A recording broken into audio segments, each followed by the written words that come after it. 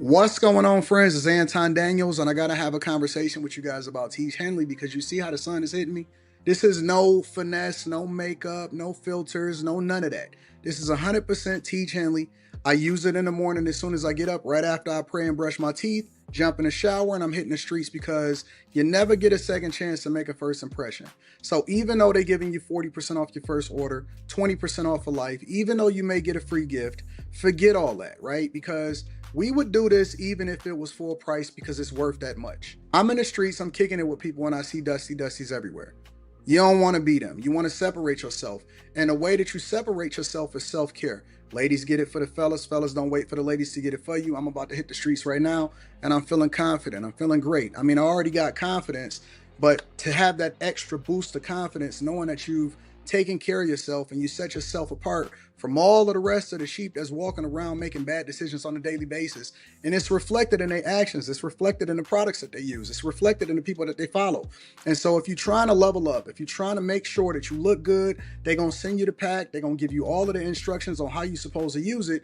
Then make sure you get your Teach Henley. Again, 40% off your first order, 20% off for life. Get your free gift. Make sure you tap in with your boy Anton Daniels because Unc is never going to lead you wrong. I would never have you use a product that I don't use myself. Again, they've been rocking with me for a long time. Make sure you get your Teach Henley. I love you. I appreciate you. I'm going to holler at you guys later.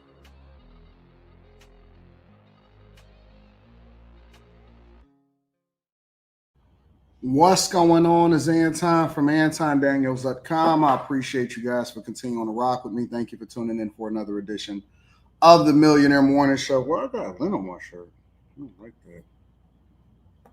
Of the Millionaire Morning Show. I am your host, Anton Daniels. What up, what up, what up, what up, what up to all of my friends that's in the chat, all of my family that's in the building. Yeah, messy. Yeah, what's happening, y'all?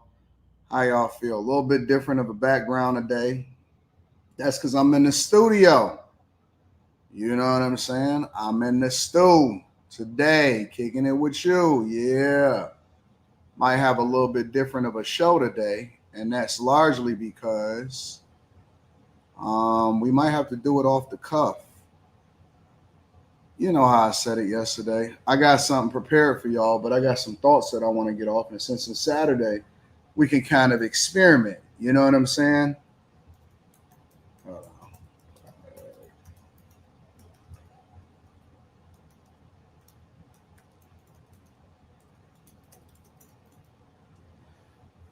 What up to the chat? What's happening, y'all? How y'all feel today? Yes, I am in the studio today, and I am slow motion. We streamed so long yesterday. We streamed so long last night that I was like, you know what?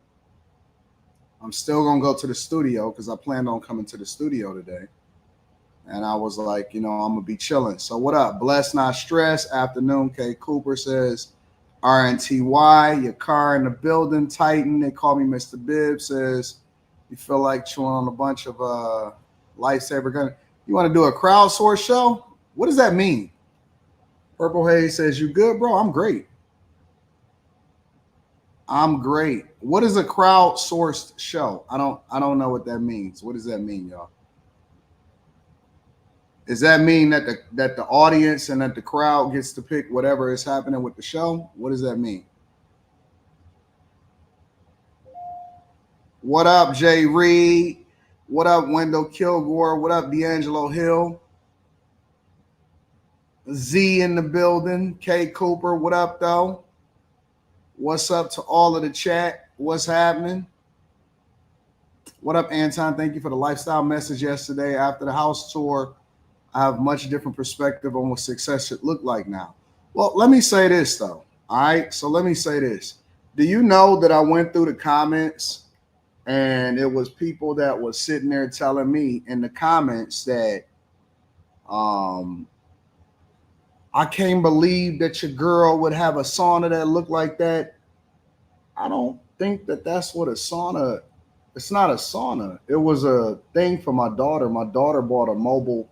All right, so let me give y'all a little bit of insight, and then I'm going to tell y'all some thoughts, and then we're going to go ahead and get started with the show.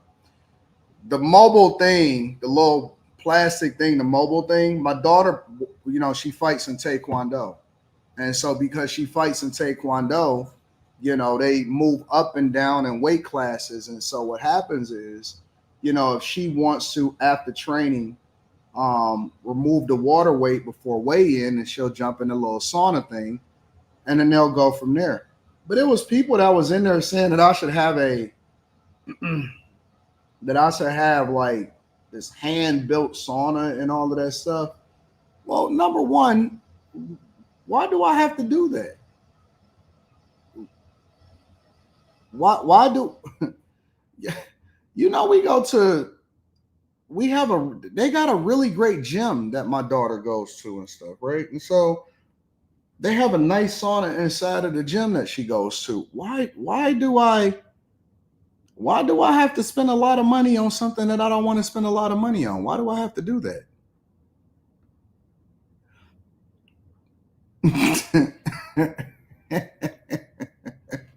I don't understand.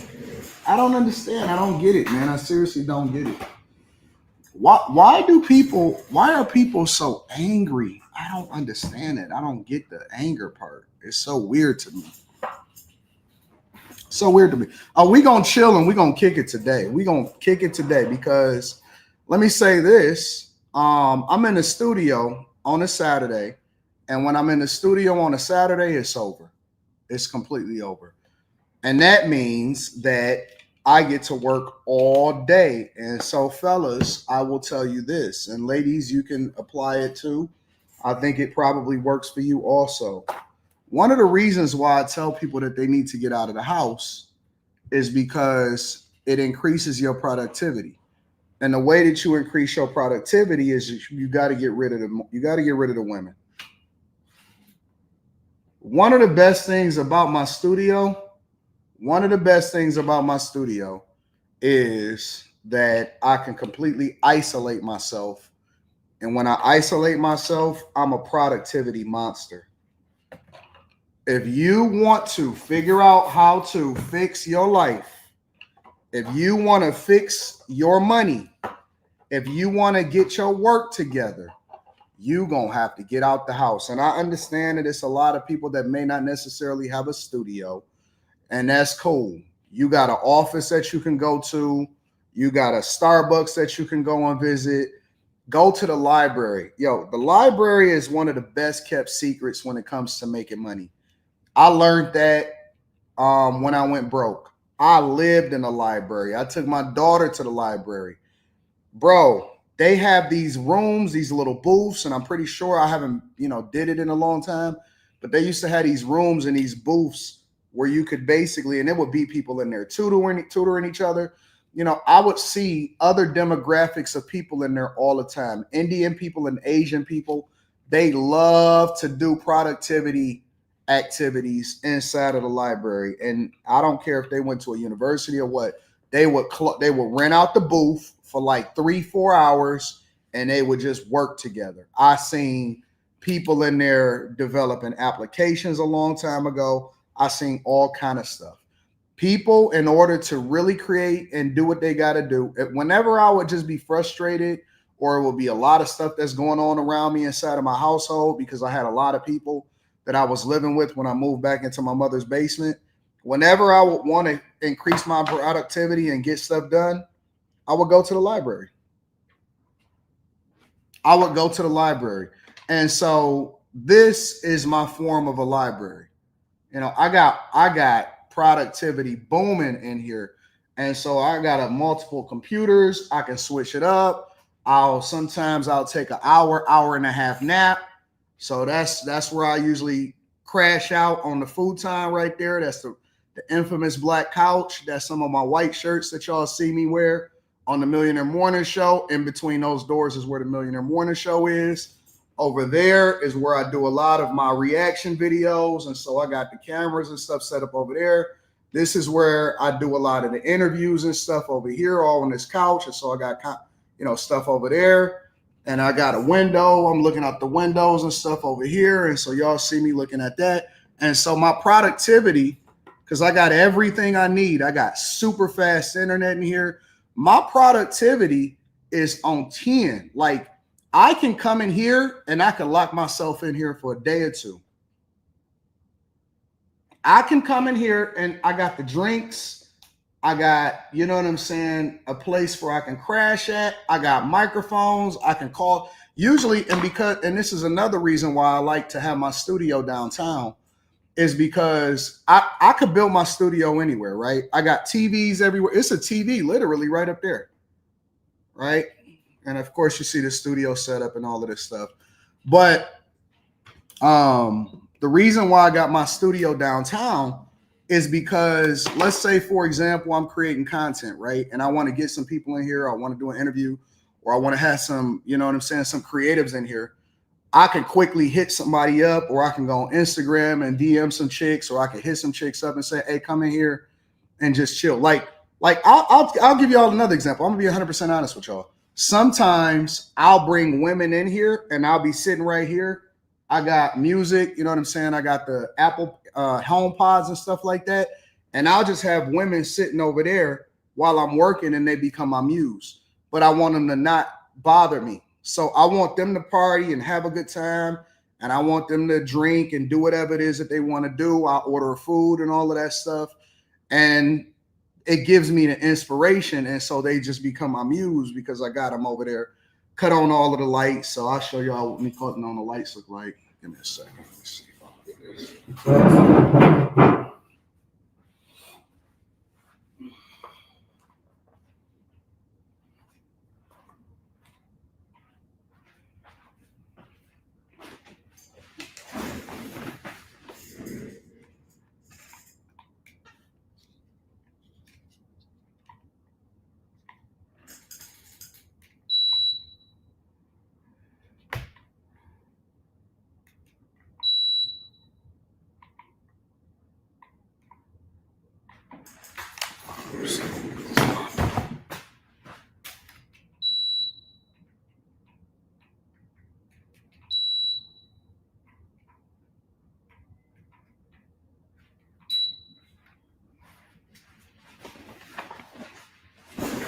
So I'll cut on the lights.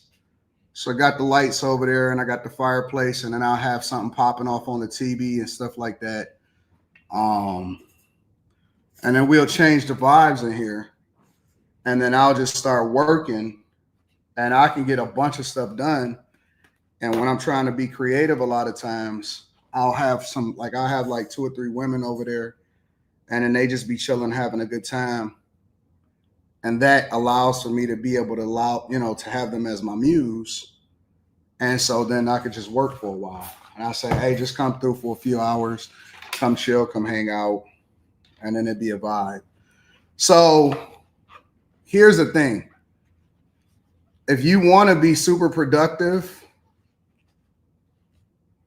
and you want to really be successful, you got to learn how to get rid of the women, bro. Honestly. And I'm not talking about the women that you use as a muse, because that's just like a temporary once in a while, whatever. I don't want them to say nothing to me. I'm not interested in talking. I just want them to be there because I like to look over and see what's happening. I like to have certain vibes, and I create an environment. It's like being in the studio making music, right? But except you're a content creator. If you want to be successful, y'all got to get rid of the women. I'm not saying permanently. I'm saying that the distractions is heavy, bro. The distractions is heavy. Like, even when I work from home, to have people, I know people will be around and they'll be waiting for me to be like, oh, let's go and go to a restaurant, or let's go to the show where I got to entertain them and stuff like that. And it's like, when I'm here, people know that I'm just dialed in. You know what I'm saying? That's what the problem is. And that's why I was telling y'all that working from home with your chick there, bro, you're not going to get no whole lot of stuff done. You can't stay focused. You can't, you know what I'm saying? April, this is a one-off. I don't usually do shows that often on Saturday. But I'm gonna give y'all at least 3-4 hours today. All right. I'm gonna do at least 3 hours today, minimum. And you know, a lot of times it just slows you down. You know what I'm saying? You got this happening over there. You got the refrigerator over there, and so you snacking and shit. And you got this chick over there, and she's always coming in and saying, "Oh, when are we gonna spend some time together?" And she wants quality time because she thinks that you working from home or you being productive at home means that means more time for her. They don't, a lot of times women don't know how to just to have you around and just to experience you. You know what I'm saying? She's supposed to be taking that advice and be working just as productive as you. And you supposed to be inspiring her, and she waiting for you to just go to the goddamn restaurant or something like that. You know what I'm saying? Like, you gotta work. You gonna have to work, bro. You can't be hanging out with everybody else. I know that downtown is right down the street. If I feel like it, I'll jump in the car and go to the Gucci store, or I'll go and see what's happening at Aloe. I'll go do a vlog or something like that. But other than that, I'll put the game up on the TV or put something on the TV or whatever. But other than that, man, I'm out. I gotta work. I gotta work. See, I think it's a time for work and a time for play. And so one of the beautiful things about being in the studio or having a space where you can separate yourself from, again, that could be a coffee shop, it could be a library. You need to be singularly working by yourself as a man. If you cannot do that, if you have not cultivated habits and spaces where you can separate yourself from the general public and the population and the women that's in your life and your brother and your mother and your sister, and everybody is able to easily get in touch with you and be able to come and see what's happening, you will not be productive, bro. You got too much stuff going on all around you and in your life that is not going to cause for you to be successful. I'm telling you. I'm telling you, bro. I'm telling you. I leave, I come straight to the studio, and I cook. I work. So I'm going to probably be here. I'm going to be honest with you. I'll probably be here for the next 12 hours. For the next 12 hours, I'm going to be here. And I love it. And it's fun because I throw on some music. Babyface Ray just dropped a new one. Rio just dropped a new one. Gunna just dropped a new song, a new track list. And so I'm going to throw on the mix between the old and the new, and I'm just going to cook, and I'm going to have a good time all by myself. And I'm gonna crank out 20 videos. I'm gonna crank out, and that's another thing. That's the difference between a winner and a loser, is that the winners love this shit. The winners love it. They love working. We adore working. Some guys, they wanna, you know what I'm saying? They love hoes. I love working. And then I like to use the women as the muse, as the inspiration behind whatever it is that I'm doing. Some dudes like tricking. Some dudes like jacking off. Some dudes like watching porn. Some people, you know what I'm saying, their vice is, whatever. My vice is I love this shit. I love working. And so I don't work because I have to. I work because I love it. And so I'm a cook, And so you're going to have a different mindset if you want to. You got to get rid of the distractions. Whatever you got to do to get rid of the distractions. I don't care if you smoke, light a spliff, and knock out the distractions. Go do whatever it is. I don't give a fuck what you got to do. You gonna have to go and get that money, bro. Go get the money. And the best way to get the money is to get rid of the distractions.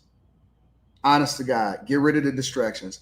I come into the studio, it's me and the cameras and the computers, and all of this shit is extra, and I work. I ain't looking. Listen, this Saturday, worst case scenario, I might go skating tonight. I got my skates in the trunk.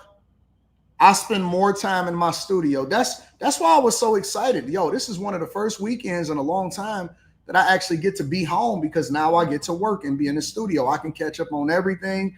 I can get ahead of stuff. You know what I'm saying? You got to do what you got to do to win, man. And most people are not winners. They are losers. Most people are not winners. They losers. So I'm not telling you that you got to smoke. I'm just saying that you need to calm your mind, do whatever it is that you have to do so that you can get to the money and that you can focus on building your businesses. Right? Whatever you got to do to focus on what you got to do to build your businesses and to get your content or to motivate yourself to work on whatever it is that you need to work on. You know, a lot of us, we always say we don't know. You do. You got plenty of time. You just use it stupid. And you look at your Saturday and you don't even remember what you did last Saturday. And so that's what you focus on. For me, I wake up, brush my teeth, come here on a Saturday, and I work. That's all I'm going to do. For the next 12 hours, probably till 2 o'clock in the morning, I'm going to be working. I like this. Saturday, I get to take my time and cook. You said to some of us, money isn't everything. Okay, that's cool. Money ain't everything to me either. I talked about that last night. Being productive is important to me. And with productivity comes money. And so a lot of people identify with the reward that's at the end of the rainbow, which a lot of times is being paid for your services. And so, yeah, I absolutely have worked myself into the space where money ain't necessarily everything, but I also understand that you need it in order to fix your life.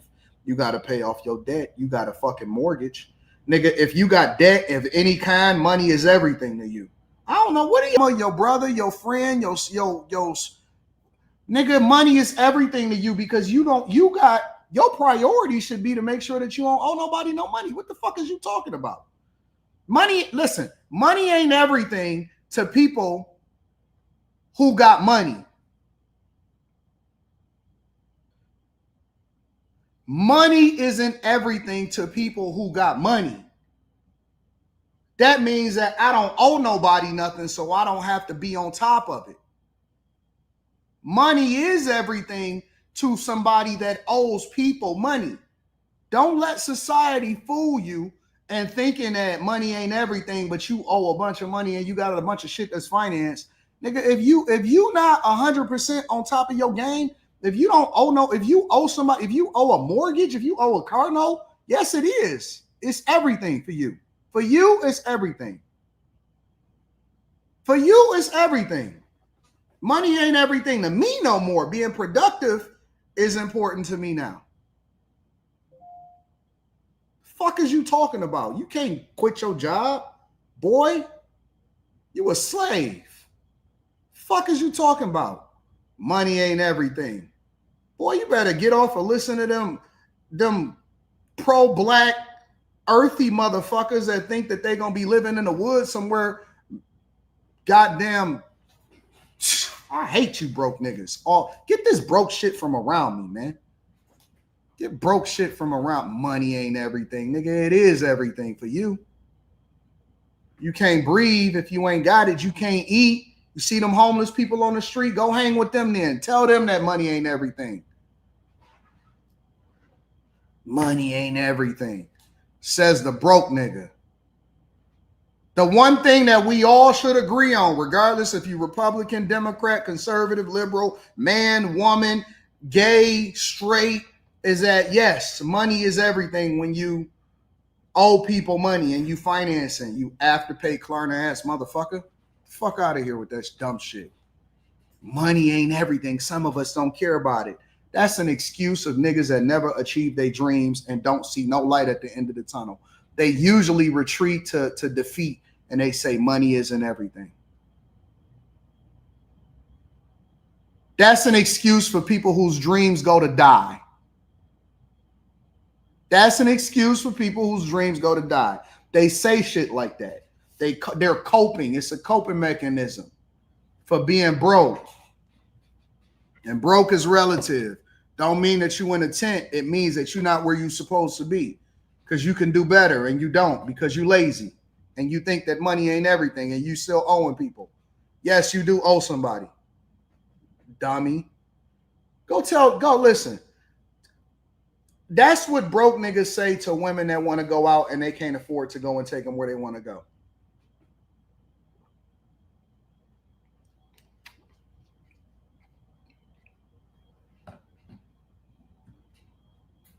Even if you, man, get the fuck out of here. I'm not dealing with these niggas.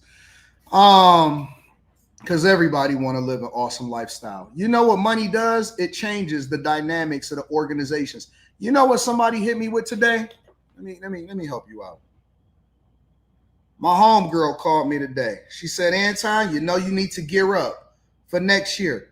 I said, what do I need to gear up for? You know you're going to have to make sure that you contribute to your old high school.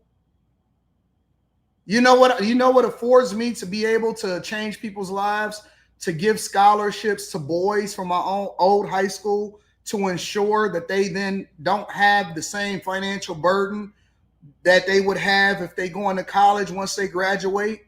You know what it takes? Money. In order to contribute to people and make sure that they don't have the same financial burden for these scholarship funds that I have, to make sure that people from my old high school can go to college and have scholarships so that they can get their degrees and have an opportunity to not have to pay student loans. You know what that takes? Money. You know how you get money? You got to work. When the church say, hey, man, listen, we don't want to tap into the people and we don't want to do a building drive. And I say, you know what? I got it. We're going to buy new cameras. We're going to make sure that we get new pews. I want to make sure that the rent is paid up for the next 6 months. When I contribute over to my church organization, because they don't want to tax the people and they don't want to crowdfund or crowdsource, you know what it takes? It takes money. You know what it takes to go and feed homeless people? You know what it takes in order to create resources for people to be able to shelter themselves? You know what it takes? It takes money. I hate when people try to make it seem like, oh, money isn't ever. I ain't calling nobody. I ain't about to do that dumb shit. I ain't got to prove nothing to you niggas no more. It take money to help people. And church is not a scam. Church is not a scam. It's a gathering of the saints. It's a gathering of the saints. There are people in church that take advantage of other people. But most of the time, if you look at most of the people that's doing it the right way, it's not a scam. If church is a scam, then your fraternities are a scam. And your sororities are a scam that you pay dues to every single month. Let me not get into it. Let me not get into it. I'm not going to do it. I'm not going to do it today. We cooking, though, so I should be with y'all at least for the next 2.5, 3 hours. All right.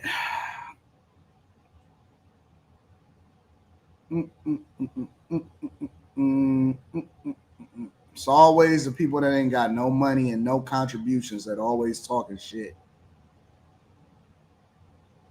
V. Nicole says, I don't say much, but I'm always here. Hi, friend. What up, V? I love my V. And nurses love AD. Just showing my love to my favorite. Can't wait till the Detroit Bag Chaser meetup. Bet.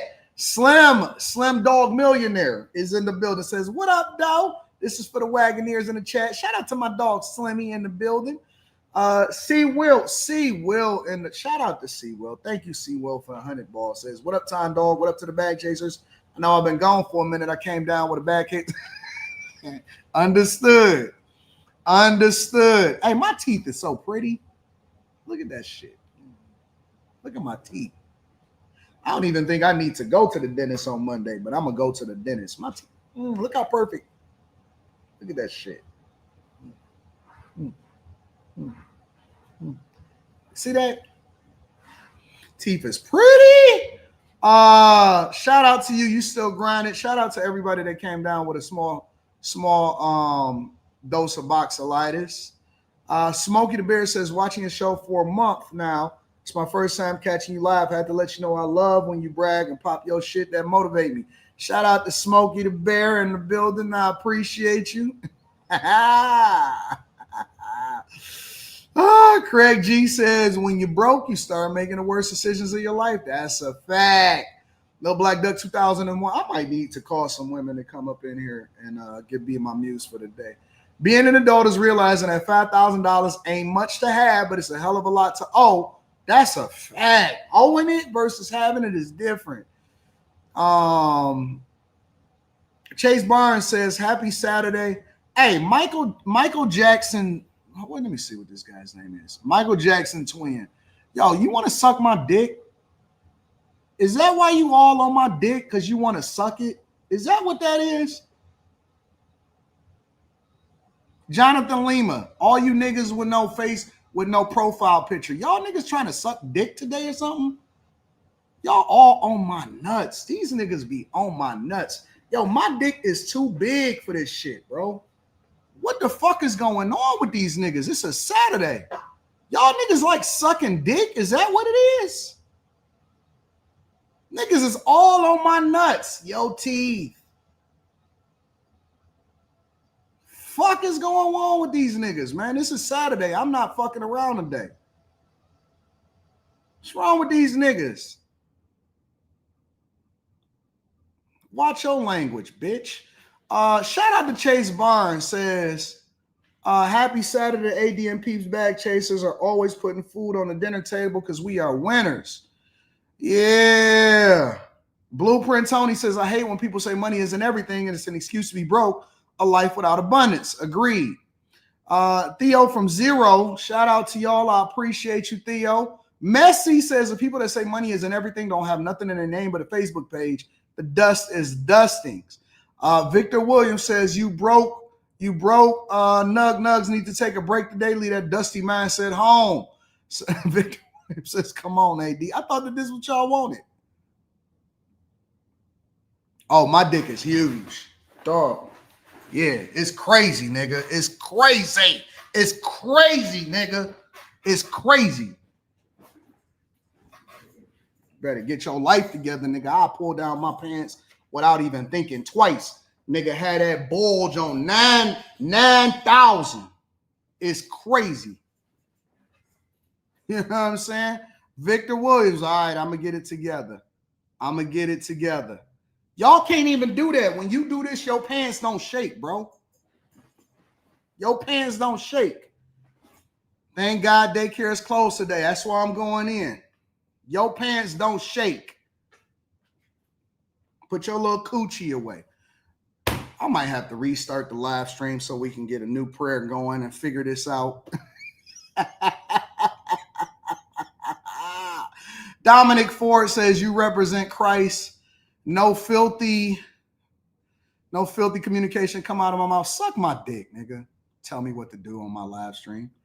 You fake church niggas is in here today.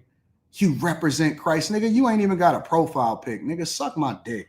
What's wrong with you niggas? What's wrong with y'all? Y'all can't tell me what to do.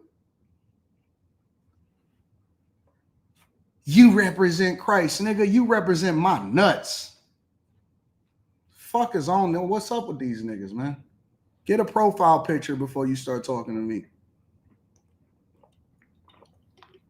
Bumping your coochie with your girlfriend. She's so tired of you. I'd rather be tired, broke, on the road, getting to a bag chasers. We up. Facts. Username Delta says they pants wrinkle.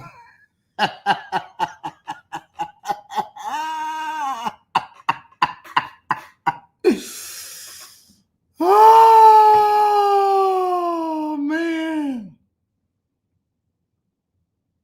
These niggas is so corny. We got all of the little girls coming out today. We got all of the females coming out today. You scared me there. Thought you was about to show us your imprint. I want to. Maybe I should start an OnlyFans. Jamaica says, Wangwan AD. So I don't know if this has ever been said before, but when you have those glasses on, watch out. You cook like never before. These niggas is acting like them bitches on Fresh and Fit. Like the little girls on Fresh and Fit. That's what these niggas typing hard in the chat. Let them rock, though. Empire Foundation says those niggas don't have real responsibilities. Facts. I'm going to fuck their hoes, though, and that's going to be the end of that conversation. I'm going to stretch them draws. Stretch them jaws, nigga. Show her what the real is. Put all of that in there. Stuff, Doc McStuffins. That's what they calling me from now on. Doc McStuffins is what they call me from now on. Doc McStuffins is what they call me from now on. Jesse V says, oh yeah, start with the crash out, man, Saturday AD.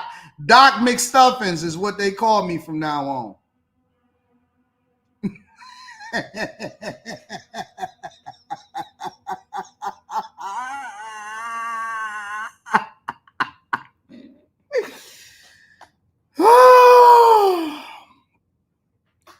Anyways, all right, so we got to get into the show, y'all. Let's start off with Chicago.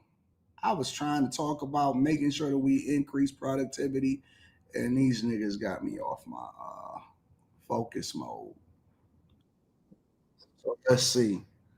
Wait. Let's start off with DC for a second. All right, let me switch that over.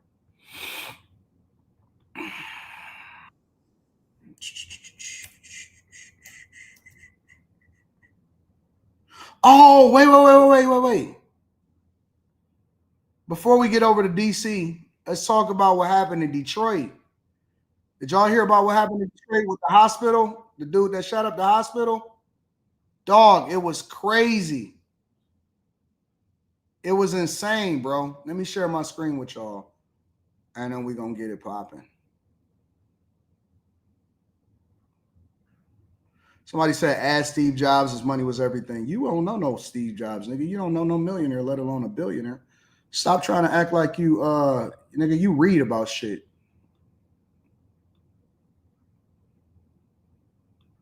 Yo, if you broke, shut the fuck up and learn something. All right? That's all I'm saying. If you broke, shut up and learn something. Broke niggas always want to be the first in the chat. Inside Henry Ford Hospital in Detroit. That is this top story here on Fox 2 News at 6 o'clock. Yeah, Detroit police searching for the suspected gunman who they say shot and killed his ex-wife inside the hospital. We have team coverage tonight with the latest on the manhunt for 53-year-old Mario Green. But we begin with a reaction to the tragic shooting in which supposed to be a place of healing. Fox 2's Camille Amiri joins us live. Yeah, I mean, Jessica, this has been such a horrible story from the beginning. We want to have you look at the picture. I apologize for that, but we want you to go ahead and look at the picture of the man who police say is responsible for this. If you hear that in Detroit, you hear that peeling off in Detroit, that ain't nothing but a Hellcat. I know what that sound is. It's either a Durango Hellcat or it's a Challenger Charger.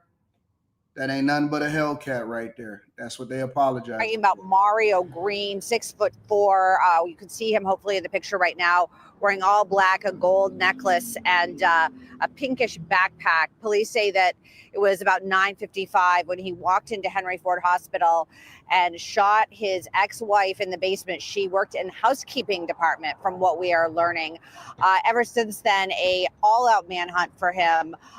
It was a lockdown first at the hospital, but police determined that he had left the scene and that no one else had been hurt, that this was a targeted attack. We did get a chance to talk to a woman who worked with him, or worked with her, I should say, here at Henry Ford at the hospital, and then in housekeeping. And then also we spoke with someone who was in the hospital visiting his girlfriend. Take a listen. I broke down in tears because me and her used to like talk. Because I was telling her I was having problems with my child's father, and didn't know she was having problems with her.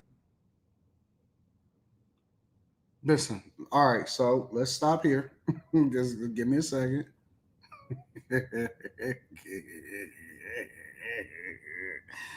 All right, what the fuck is y'all fucking on, bro? No, don't tell me don't start. Y'all looking at the same thing that I'm looking at before I even look at it and before I start having a conversation.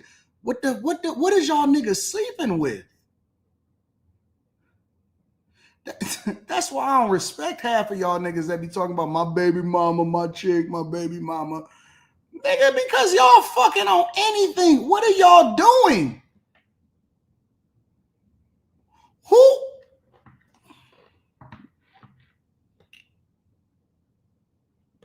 Can we talk? Can we have a conversation real quick? Y'all niggas is evil. Y'all know for a fact. Y'all know. Hold on. Let me hold the guys. Let me hold the guys accountable for a second. You know that you ain't supposed to be sleeping with her. You know you ain't supposed to be sleeping with her. Why? What are y'all doing? What are y'all doing? Why are y'all sleeping with people that y'all know that y'all not supposed to be sleeping with?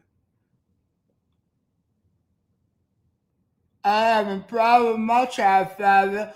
She got one tooth. One tooth. One tooth. She can't talk. She don't have no teeth. No, I'm always giving my dad's father. If I seen this girl, I'll be like, girl, let me get you some help. Let me help you. You know what I'm saying? Get your life together and all of that. Y'all niggas is out here getting chicks pregnant. You know, dog, this should be, honestly, this should be assault, bro. This ain't no, y'all are laying down with a chick that you know ain't got no teeth. If you don't have any teeth in 2025, then you have other things to worry about than sleeping with women. If you don't have, and y'all letting the whole load, y'all ain't got no rubbers, no nothing, bro. This ain't April. I'm not going off on her. This is an accountability session for the guys. What I'm saying is, if you know that a girl has one tooth and you know it's other things that may or may not be wrong, then we have to be more mindful, because that is not somebody that you should be sleeping with. You know what I'm saying? Y'all, and then they'll sit there and then go on after hours and be sitting there talking big shit in the chat. Nigga, she ain't even no 5. She a 4. She a 3. Nigga, your baby mama don't have no teeth. And then got the nerve to be rating people. And y'all be in there rating people. Man, nah, man, I would never sleep with Chasey Ellis Ross. She a dingbat. You a liar. You're a liar. You're a liar. I see women like this walking around inside of the grocery store all the time. They have a bunch of kids with them. And then you look at their baby daddy, and their baby daddy be having on Nike Tech suits. They be fresh. They look like regular guys. Remember when I was telling y'all that when I was walking through the airport and stuff like that, and I see chicks and I'd be like, yo, the chicks don't match the guys that they with. The chicks don't match the guys that they with. And it was like, Anton, how you figure that? Why would you say that? Why would you say that the women don't match the guys that they with when they be with their baby daddies and stuff like that? And I said, because the guys look like on surface, and I haven't talked to the guys, I haven't kicked it with them, but just on the surface, the guys a lot of times look like the type of guys that can go up in status as far as the type of chicks that they dealing with. But then I see the chicks that they be with a lot of times, and they be the gutter. They be the gutter, bro. They be at the bottom of the barrel. And they go to court. Have y'all seen some of these court proceedings now that they make them public and stuff like that? Of these family court laws, of the chicks that be asking for child support, or they be asking to increase child support. And I be like, yo, what the fuck is going on, bro? Like, that's you? You got her pregnant? And listen, I know that guys, a lot of times they have some dark days and some cold nights. Sometimes your roster ain't rostering. Sometimes you can go through your whole roster. You calling chicks that you probably never thought that you would call before. You thought you was done with her. You trying to figure out why you got here. Then you wake up in the morning like, God, what did I do? I know that your roster is rostering, but good God, y'all niggas is getting pregnant, having children. You know what I'm saying, Rocky?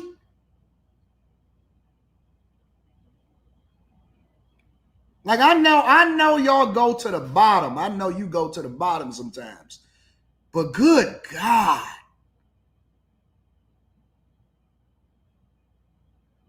Sheesh. At that point, it's time to just go to sleep. You just got to go to sleep at that point, bro. Don't call nobody else. God ain't with you right now. You're going to ruin your life. Go to sleep, nigga. Y'all niggas is on some wild shit right here. It's a veggie tail, nigga. Veggie.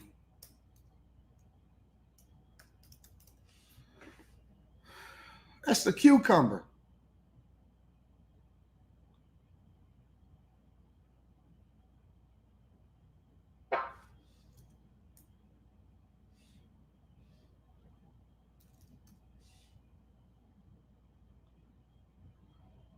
me see.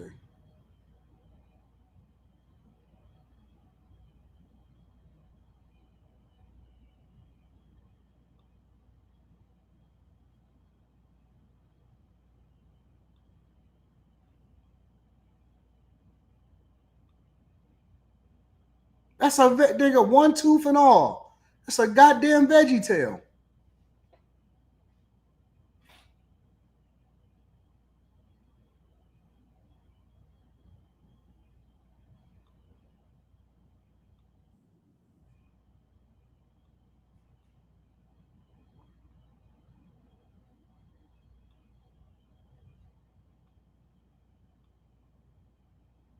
Nigga, y'all niggas are sleeping with veggie tails.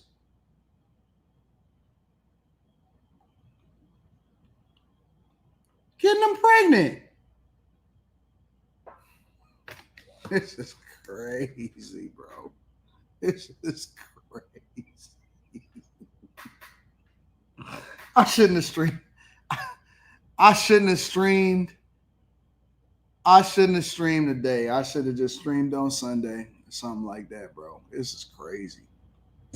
Me and her used to like talk because I was telling her I was having problems with my child's father and coming to didn't know she was having problems of her own. She really a good person. She don't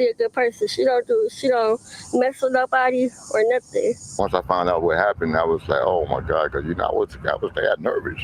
My girlfriend in the bed, I got the door closed. It's not a lock on the door, so I'm looking out the little windows. This nigga look like an auntie.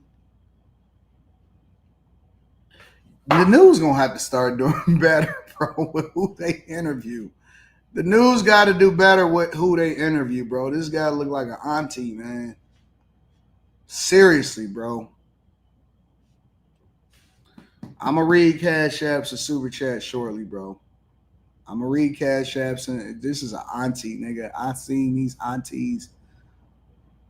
This is an auntie.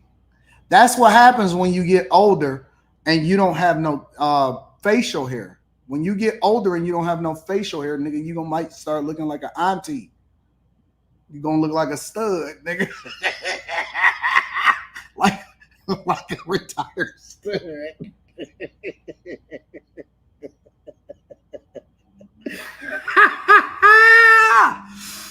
Oh! You're gonna be a retired stud, nigga. You better get your life together and get some facial hair, boy. The door closed. It's not a lock on the door, so I'm looking out the little windows, and said, I'm like, man, I just got had a few chills go up and down my body, up and down my body. I was like, wow, I don't have nothing to protect us with.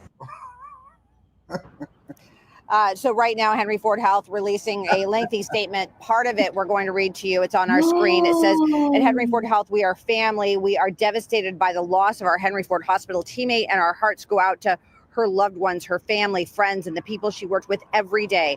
Police have confirmed this was a targeted attack of domestic violence. At this time, all questions regarding what occurred should be directed to the Detroit Police Department. We are cooperating with our investigation and are conducting our own internal investigation as well. So right now, of course, police looking for this person. They have recovered his car, and I know my colleague Hillary Golston is going to talk more about that. But in the meantime, if you see him, if you know where he is, Mario Green, you're asked to call 911 immediately and not approach him. He is considered armed and dangerous. Reporting live, Camille Amiri, Fox 2 News. And Camille, I just can't imagine being a patient inside of the hospital. You have shots fired, and then it's just all-out chaos. When something like this happens, Henry Ford, of course, going to be taking a look at their own security, but really all hospitals. Yeah, absolutely. And I mean, we all train for these types of situations, but we talked to a woman who said that you don't know what this is like unless you've actually gone through it. We can train and train and train, but to actually be in a lockdown situation, she did not want to talk on camera, but she said it's absolutely horrifying. We can only imagine. We have talked to people who were inside who just waited for information to find out what was going on, to find out if there was an all clear. And I mean, we talked to one man whose cell phone died. He couldn't get to his wife, his girlfriend. She had just given birth to their baby. And I'm just imagine the horrifying moments for all these people. And then, of course, the victim, the woman who got up this morning and went to work, brushed her teeth, washed her face, went to work just like we all do. And then this happened at a place that's supposed to be a I was safe telling place. my daughter this morning, because I was like, yo, this is something that I was going to cover.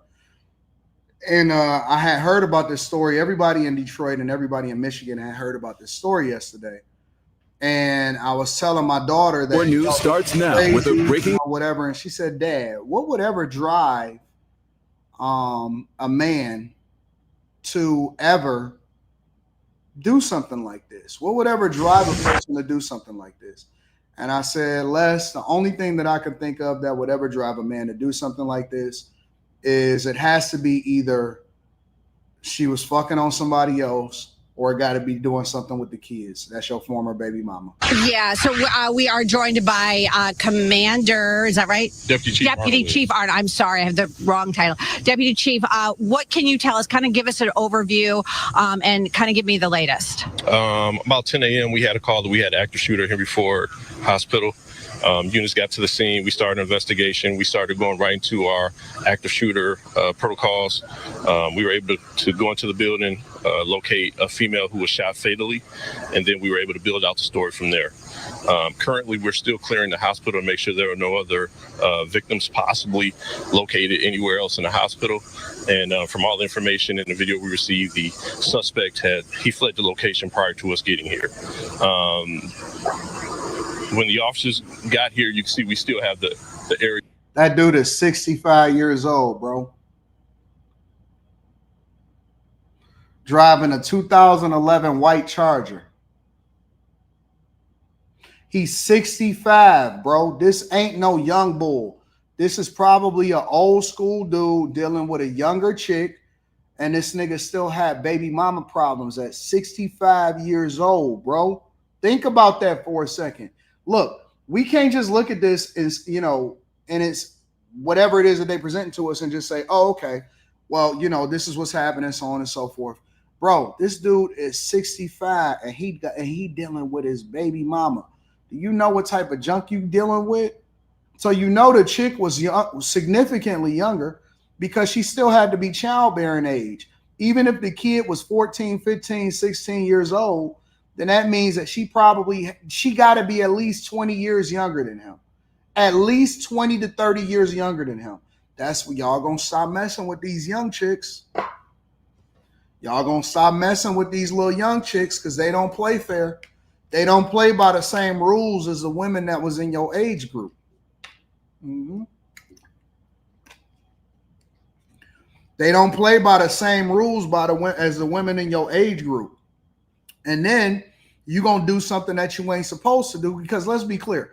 I'm not an advocate for, nor will I ever stand for the idea that somebody loses their life. The only time that I believe that somebody, I'm not even going to give those details, but most of the time when I think about somebody that's losing their life, I think about, a self-defense situation, it's you or me, and so you got to go. That's the only time that I could really think of right off the top of my head. If somebody do something to a little kid and you catch them in the act, something like that, right? But when it comes to women, it got to do something with a baby mama, domestic dispute, the kid, or it got something to do with, you crashing out over a chick that ain't yours no more. Either it's something cheating or something like that. And in that instance, if it's got something to do with, she cheating or whatever, bro, you just got to let her go. You got to walk away. This dude was 65. He ain't 32. He ain't 28, 26. Crime of passion. That boy walked in there on her job. He know where she work at, and he didn't go after nobody else. This wasn't I'm going to shoot up everybody at the school, shoot up everybody at the hospital, and all of that stuff. Nope. This is, I'm pissed at a chick that I shouldn't be talking to, and it didn't go right, and she over there talking about she got baby daddy problems with a chick that ain't even got a tooth in her face. Boy, that boy is on 10. On 10. Crazy. 65? 65 and you got baby mama problems? It's over, bro. We have pretty much cordoned off. We are putting out information that our suspect is in his 50s. His name is Mario Green. He fled this location in a white Charger, I'm sorry. So that's pretty much where we are right now. Yes, so we're looking for him. We know who he is. We have his identity, and we'll be probably releasing this picture to the media very soon. Yeah, and I do believe we have that picture. I know described as 6'4", wearing black, a gold chain, pink backpack. Obviously, that is someone who would definitely stand out in the crowd if he's still wearing that, and also because he is so tall. Yes, that's 100% true. And obviously, you guys have cleared. You know that he's not here, but I imagine using all your assets trying to find him throughout the entire Metro Detroit area and beyond. That's exactly correct. Here we have a lot of federal partners. We have the ATF, we have state police, we have Southfield police, we have police from all agencies here, as well as the fire department here at this location. But we're also actively looking. I said he's 53. Okay, so let's say he's 53 to 65. That don't change nothing to me. That don't change nothing to me. 53, 65. You supposed to be in chill mode. You supposed to be in, okay, I got this. I won. I mastered life. Things is chill, whatever, so on and so forth. You supposed to be in chill mode. You supposed to be in slow motion. I'm chilling. I'm slow motion. I ain't got nothing else to prove to nobody. I'm just going to chill and watch the young bulls put in the work. I'm going to chill and watch the young bulls put in the work. That's crazy, bro. This is insane. For him in a couple different locations as well. What should people do if they see him, if they know him, anything? What is your advice to the public right now? So if you see him, if you see Mario Green, if you see his vehicle, call 911. Let him know where you saw him, what he's doing, and that's all we ask. And I have to say, too, that, the level of commitment, how quickly you guys have worked on this case. I mean, it's impressive. At the end of the day, I said, earlier in our last show that it's horrible that this woman was killed. But the fact that you guys figured out who he was, got a picture out to the media, got the plate out to the media, got the description, that says a lot for your department. Yes. And again, our department put a lot into it, but we had a lot of help. Michigan State Police, the ATF, we had a lot of assistance with this. We all know how important it is to secure our local infrastructures, hospitals being one of the most important. So we want to make sure everybody knows that they are safe and that we will respond quickly to any issue that we have. Yeah, that's messed up, man. So listen, I don't think that she deserved to die. I don't think so. Obviously, we don't know all of the details, but good God, man, you can't crash. You crashing out over 40-year-old box. You crashing out over bro. I'm not saying that she deserved to die, but what I'm saying, I need to know what those conversations was like. He probably was like, all right, you think I'm playing? All right, cool. She went and clocked in on her shift. He walked in right behind her. He didn't obviously been to her job. You know how big a hospital is? Think about this for a second. Like, they got some history together, because if he knows exactly where she is inside of the hospital in order to walk up to her and execute her on the job, he know everything about her, bro. He know everything about her. He know where she worked. He know what desk she at. He know everything, bro. So I don't know what's going on. But Mario Green, either 53 or 65, walked into a hospital and executed his ex-wife and baby mama. And it just went left from there. Make sure y'all hit a like for the algorithm, subscribe to the channel, and turn on your notifications. Let me see what's going on over here. Stay safe, y'all. Be careful. Don't get involved in stuff that you're not supposed to be in, because people are losing their lives needlessly, and it's not necessary. Shout out to Trini Life, says top of the morning. I appreciate you, Trini Life. Mike, that dude, said we don't miss facts. Rand Wilson says, have you been skating inside of the Lexus Dome? I haven't been skating inside of the Lexus Dome. I think that's on in Livonia, if I'm not making a mistake. Nope, I haven't been skating inside of the Lexus Dome. The place I only skate at really is Northland, and then there's a couple other suburban places that I might go to depending on what's happening. But yeah, man, it's crazy. It's insane. Jari says, is that Sloth from the Goonies? Thank you to everybody on Cash App too. David Brown says there's a YouTuber that once said, we don't even need a heartbeat, so go figure. DJ Davis says, Harlem Night kids bring me bad luck tooth. J-Dub says her West Virginia teeth is coming in. David Simpson says, Unc said he don't have to worry about the daycare on Saturday. Everyone and anything catching smoke. Cucumbers too. The dude was an auntie uncle, says Chase Barnes. Good God. Mandingo McThinkin says, you are wrong, Anton. Why are you trying to drag us to hell with you? Leave Pickle Girl alone. I'm not trying to burn for eternity. I rebuke you in Jesus' name. Jamaica says, I just want to give you flowers, big dog. You help so many of us. And honestly, don't have to. So many are ungrateful, but for the rest, we love you. Well, I know, y'all. Shout out to my bag chasers. I think what I'm going to do, because I'm working all day today, is I'm going to live stream, Patreon live stream on Sunday morning. Stud Auntie is crazy. Chase Barnes says 65, he should be focusing on retirement, not baby mama drama. Well, bye-bye retirement and welcome to solitude confinement. Just damn. I don't think they're going to catch him. I think that what's going to probably happen is that I think he probably took himself out. L Factor says he probably met her there. Maybe. All we have is assumptions at this point until they find him. And so I wonder if they're going to ever find him. Make sure y'all hit a like for the algorithm, subscribe to the channel with any notifications. Let's go over to Away from Veggie Tales. And I want to give you all an update because I got to talk about Maduro. I got to talk about a lot of stuff. So before we get into all of that stuff, I'm going to move over to DC. All right. Hold on. Let me get that real quick. Let me just make sure.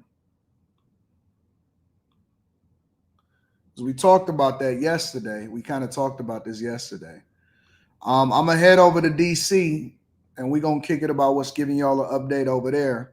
Because I know that the black people is mad and Joy Reid is mad and all of these people is mad. 2 weeks into President Trump's crime crackdown in the district, and violent crime numbers are trending down. And it comes as the president sends even more National Guardsmen and federal agents into city streets with a focus on violent crime and immigration enforcement. The DOJ toasting touting new numbers, saying that more than 700 arrests have been made since the start of the crackdown. We head out live to 14th and U Street in Northwest, where federal law enforcement were out earlier today. That's where we find our Randy Bass, who saw them in action. Hey, Randy.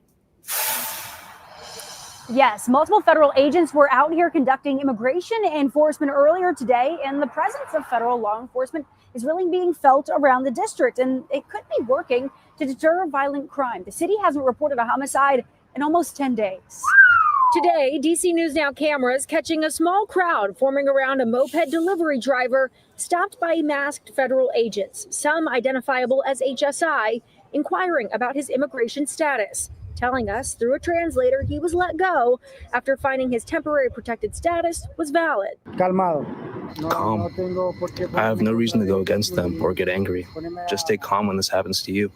So what you're basically saying is that because he has his papers and because he's doing what he's supposed to do and he's not committing a crime, that he has nothing to worry about. Oh, really?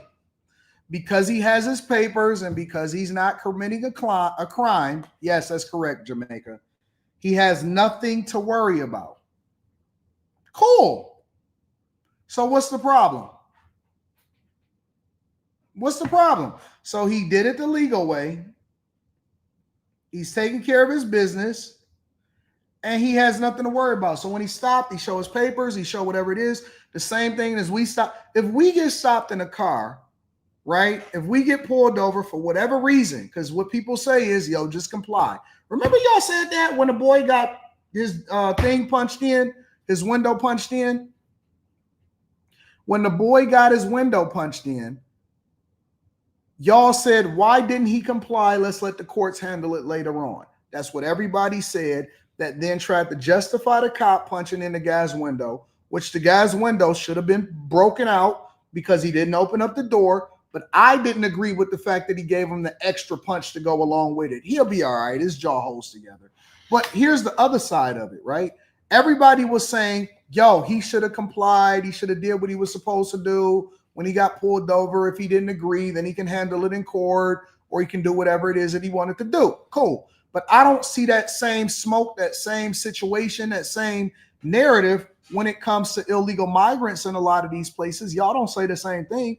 Oh, they should have complied. They should have just showed their papers. You know what they saying? All of these whack protesters and all of these people that believe that, we gonna be against Trump and we gonna be against all of them all of this time. You know what they say? Oh no, they shouldn't be stopping people for no reason. Oh, they shouldn't do this. They shouldn't do that. No, listen. The guy said that he got stopped. He got pulled over, and they checked his stuff and they let him be on his way. So what's the problem? You know what I see the problem is? I see white apologists and black people are addicted to chaos. I've never seen people get mad at the fact that you haven't seen any homicides since Trump took over. Zero. Nobody is committing crimes in DC. Nobody is killing each other in DC. Do you know how great that is? Do you know how much of a phenomenal situation that is to know that there are no murders, no homicides? The detectives now have to spend their time solving for cold cases.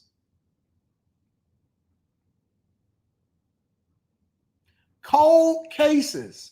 Now they can start clearing the backlog of the crimes that was committed already. But you know what I see people complaining about? They are complaining that, what up to my girl Mika? They are complaining about the fact that the police are basically stopping crime.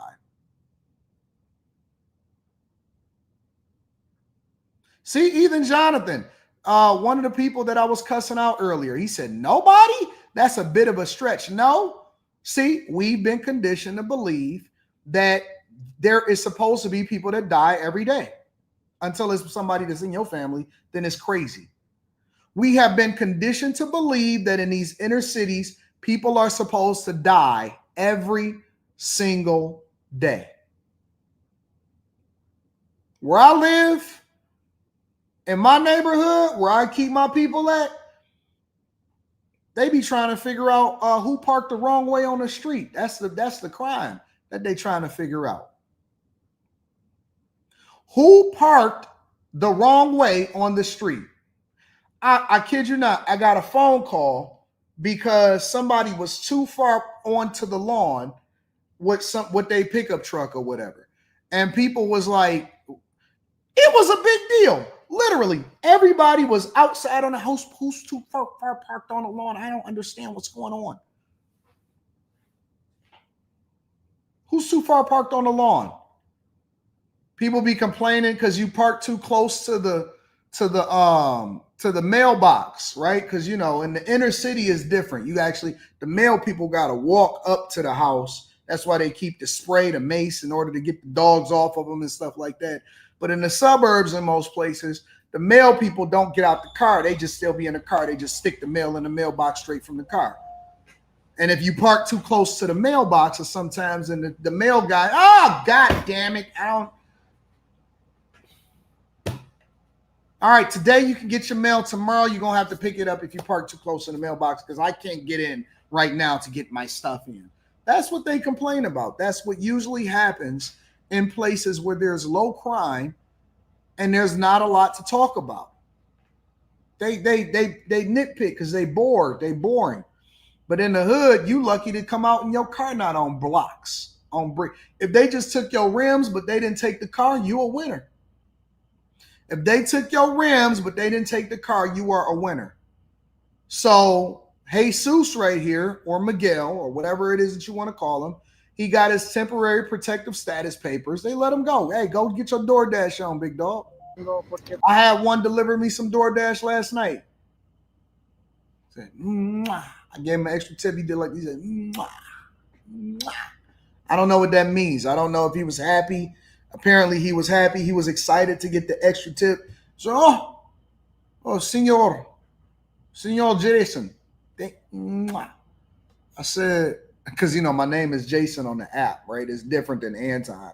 I don't need nobody getting my name and all of that stuff. Senor Jason. So you must got your papers.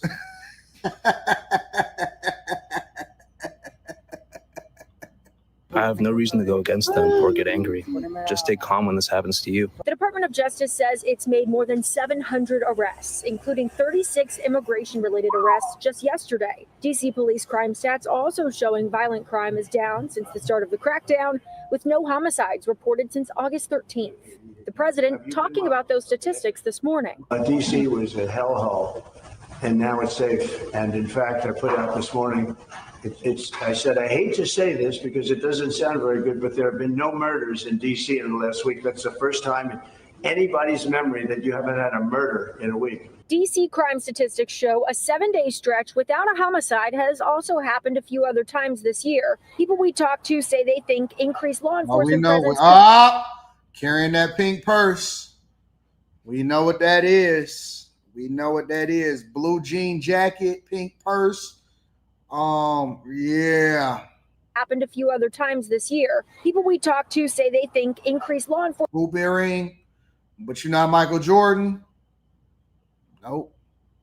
Enforcement presence could be part of what's behind the downward trend. I can see how something like violent crime would just go down off the strength of people not wanting to get caught up with unnecessary, trauma. Violence prevention organization Need to get that young man tested.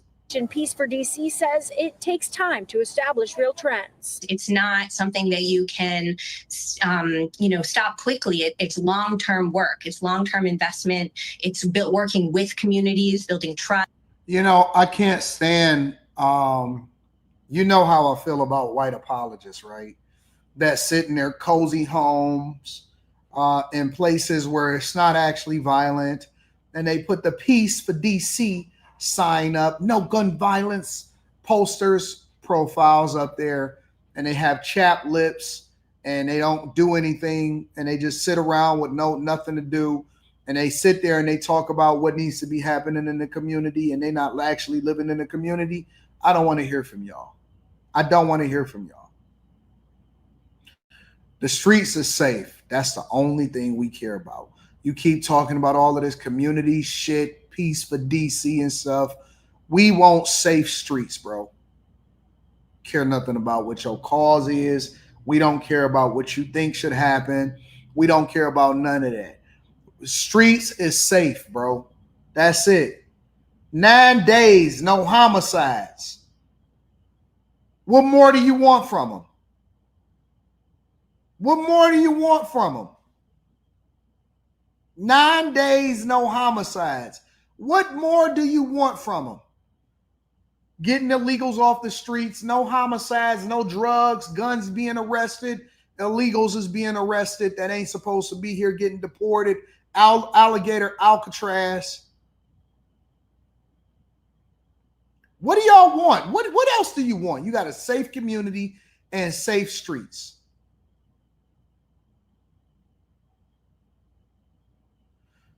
RVA says, no profile pic. Okay.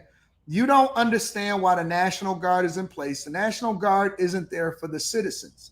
It's there for a higher entity to not interfere with the change of power that's happening. I don't get it. I don't understand. You know what I know? No homicides for the last 9 days. That's what I know. Carjackings down 83%. 88 plus guns is off the street. 700 plus arrests of criminals are not roaming around in the community unsafe. You can say whatever it is that you want. I'm a C student, so it's a little different for me. But the one thing that I know and the two things is for certain is that it ain't nobody out here killing nobody. And the babies don't have bullet holes running through their house. That's what I know for sure. That's what I know. You could do with all of your little, I don't know what the National Guard is and all of that stuff. That's cool. That's cool. You know what I know? Ain't nobody dead. And somebody got another opportunity to be able to take care of their kid, or to go and see their mother tomorrow, or to go and have another opportunity to give their life over to God or something. I don't know. But I know one thing, ain't nobody dead.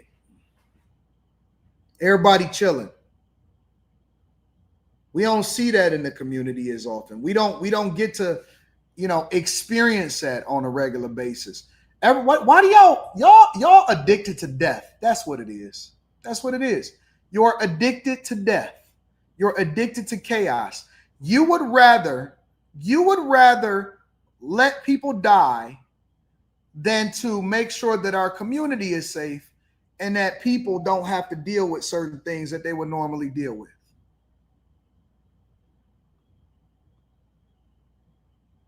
That's what you would deal. That's what you would work. That's what you would rather rock out with. Let me flip over real quick. I want to revisit something. Shout out to DC. Before we go over to Chicago and see what's happening over there, I want to revisit this man kills his wife thing at the hospital in Detroit thing. Give me a second, because they say friends and family and coworkers now we want to talk about her. So he was 53, shooting death for Latricia Green. She still had his last name. I want to revisit this really quickly, and then we're going to go from there. turn our focus to the victim. As you can imagine, Latricia Green's family, friends, and coworkers are simply devastated. Her family sharing photos with us tonight. Our team coverage continues now with 7 News Detroit reporter Ruta Alsanaida live with more from employees who hid in fear and coworkers who say they'll never forget their friend. Ruta. Yeah, you guys, clearly just an emotional day for those that knew and loved Latricia Green, but also for the employees that were inside the hospital when those shots rang out, who had to run, hide, and pray that they weren't next. It was horrible. It was the most horrible feeling, because when you're in a room and they tell you can't leave and it's somebody shooting, you just don't know.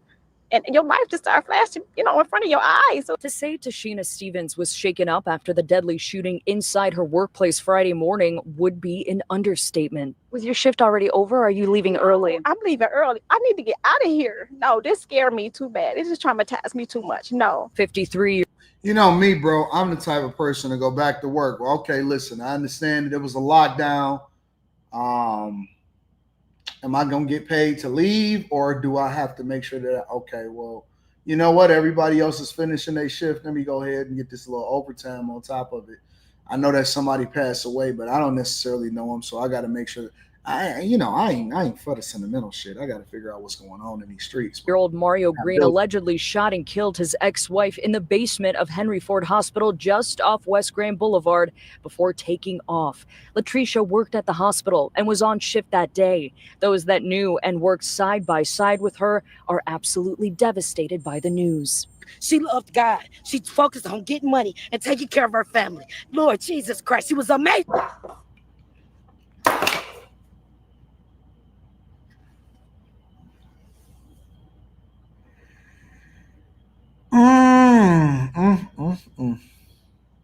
It's going to be a long one today.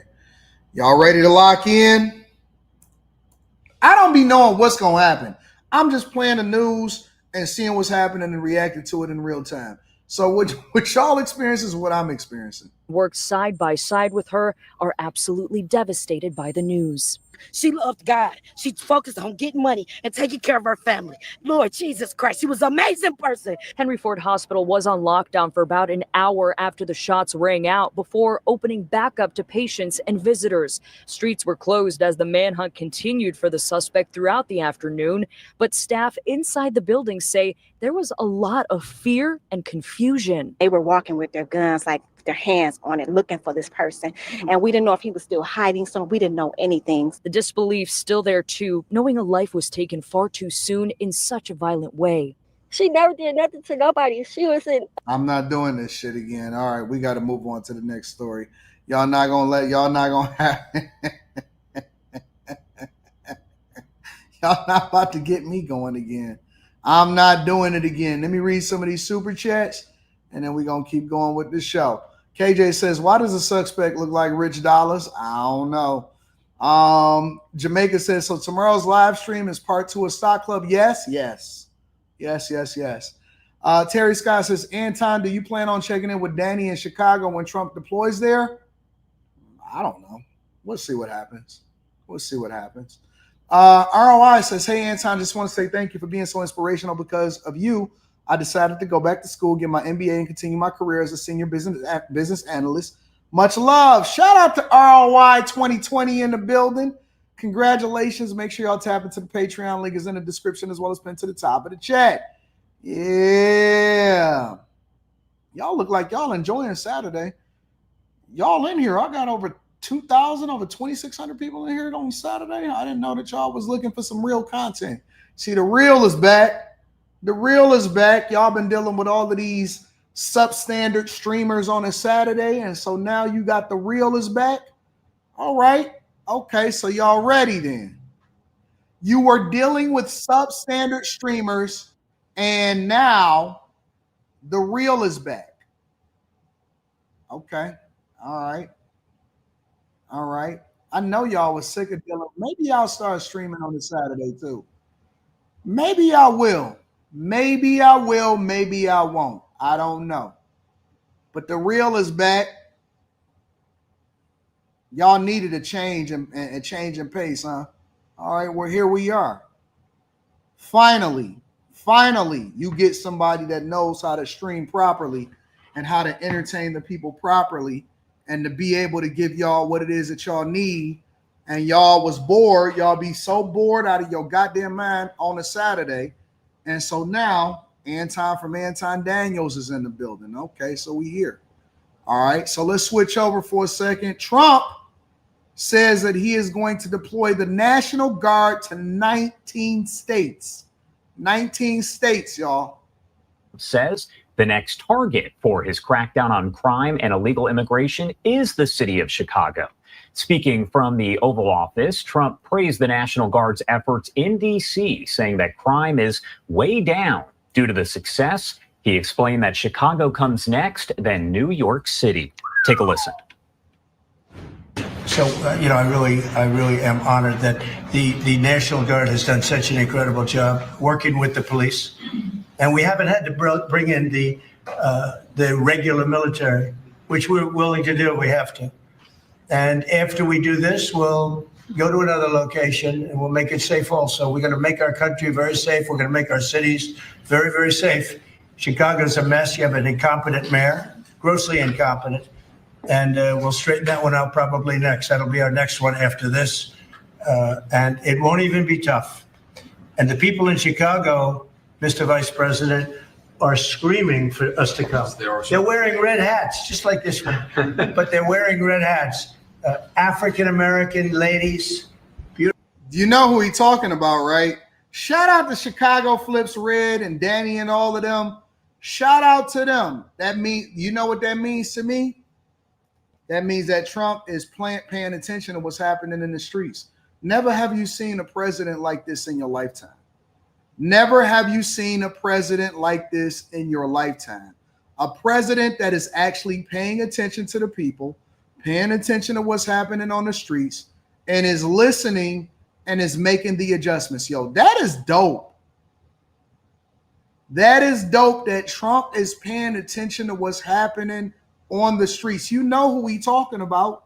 He said, listen, they in Chicago, they got on red hats, they making they calling for us to come in, and we paying attention. And so what we gonna probably do is we gonna make y'all the next place that we gotta fix the streets in. You know what's so funny about that though? You know what's so funny about that? I'm gonna tell you why that's interesting on two fronts.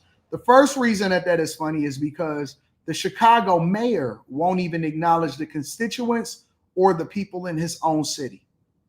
When they reached out to him and they tried to work with him and they said, hey, listen, we would like to be able to, get some understanding on where our tax dollars is going. We want to make sure that y'all not spending all of the money, our taxpayer money, on illegal migrants. We want to do this and we want to do that. You know what he did? He scoffed. He made it seem like they was irrelevant, that they wasn't nothing. And now you got the president of the United States of America saying, listen, we got to go in and we got to fix what's happening in Chicago next because they wearing red hats. They calling for us to come in there. They saying that their streets is not safe. They gave all of the money over to the illegal migrants. It's a mess over there. They removed ShotSpotter. I hear y'all and we hear you. Even though we dealing with international problems, we're also going to deal with this problem in your own neighborhood because too often do we deploy our resources over to people and over to situations that does not make sense for the United States of America. We take care of everybody else, but we don't take care of our own. And who would be against that? Their own, because y'all always talking about visibility. Y'all always talking about, yo, I want representation that look like me and all of this other stuff. But it take a what? A white man in the White House above your boss. A white man in the White House above your boss to come in and do the work that the mayor should have been doing in their own cities.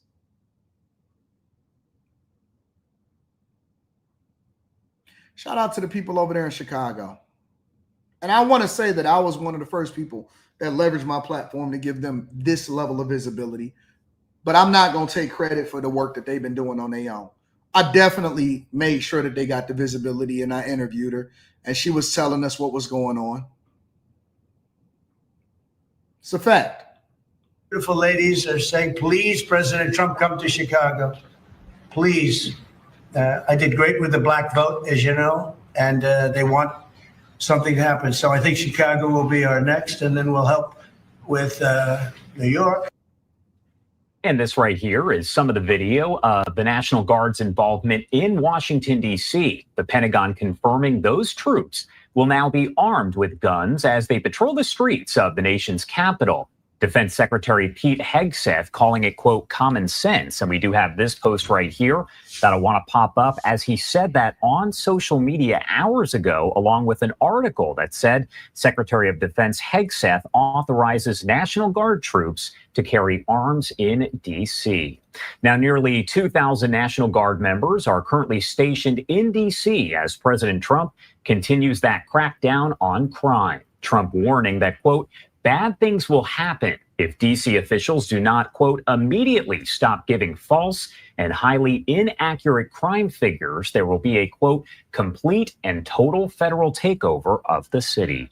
Want to pop this up on your screen right here as we do have more developments. The Pentagon confirming to Fox News that up to 1,700 National Guard troops will mobilize in 19 states in the coming weeks to help with the president's crime and immigration plans. Here is a look at those 19 states on your screen. And as you can see, they are scattered all over the map. All of this expected to run through mid-November, with Texas projected to have the most significant National Guard presence. So that's the thing that people don't understand. I hear a lot of people a lot of times say stuff like, well, why isn't he deploying it to this state? Why isn't he deploying it to the red state?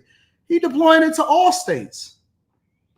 Crime needs to be made sure that they're shut down everywhere. It's not just Chicago. It's not just D.C. It's not just any of those places. It's all over. They said in the National Guard, Alabama, Arkansas, Florida, Georgia, most of these is red states. Almost all of them is red states. Idaho, Indiana, Iowa, Louisiana, Nebraska, Nevada, New Mexico, Ohio, South Carolina, South Dakota, Tennessee, Texas, Utah, Virginia, and Wyoming. I think that everywhere can get it. He also said that he was going to New York too. So, and this is not all of them. Let me see. 1, 2, 3, 4, 5, 6, 7, 8, 9, 10. Yeah, this isn't all of them. As you can tell, there is so much to discuss here, so I do want to bring in an expert to help break it down. We do have Jeff Weninger, a retired police lieutenant and the founder and CEO of Law Enforcement Consultants. Thank you so much for taking the time to be here with us today and help to break it all down. Thank you for having me. Of course. And first off, I do want to ask you overall, how unusual is it to see this level of military and law enforcement presence in a city like D.C. and what we could see happening in Chicago and New York City as well? Well, it's not unprecedented. We've seen it in the past, but it's generally because of a specific event or civil unrest or some type of a natural disaster. I saw it back in Los Angeles in 1992 when we had the Rodney King riots. We saw it with Katrina in 2005. And, we saw it most recently in Los Angeles here this spring when we had the civil unrest. So it's not unprecedented. I guess really the question is, seeing the deployment of military personnel for the purpose of policing everyday crime trends, that's unprecedented.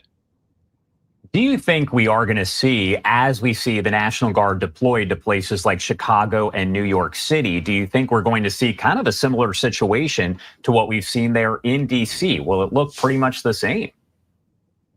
Well, I think to the extent where when you flood an area with resources to address the crime, automatically the deterrent factor is going to reduce the crime.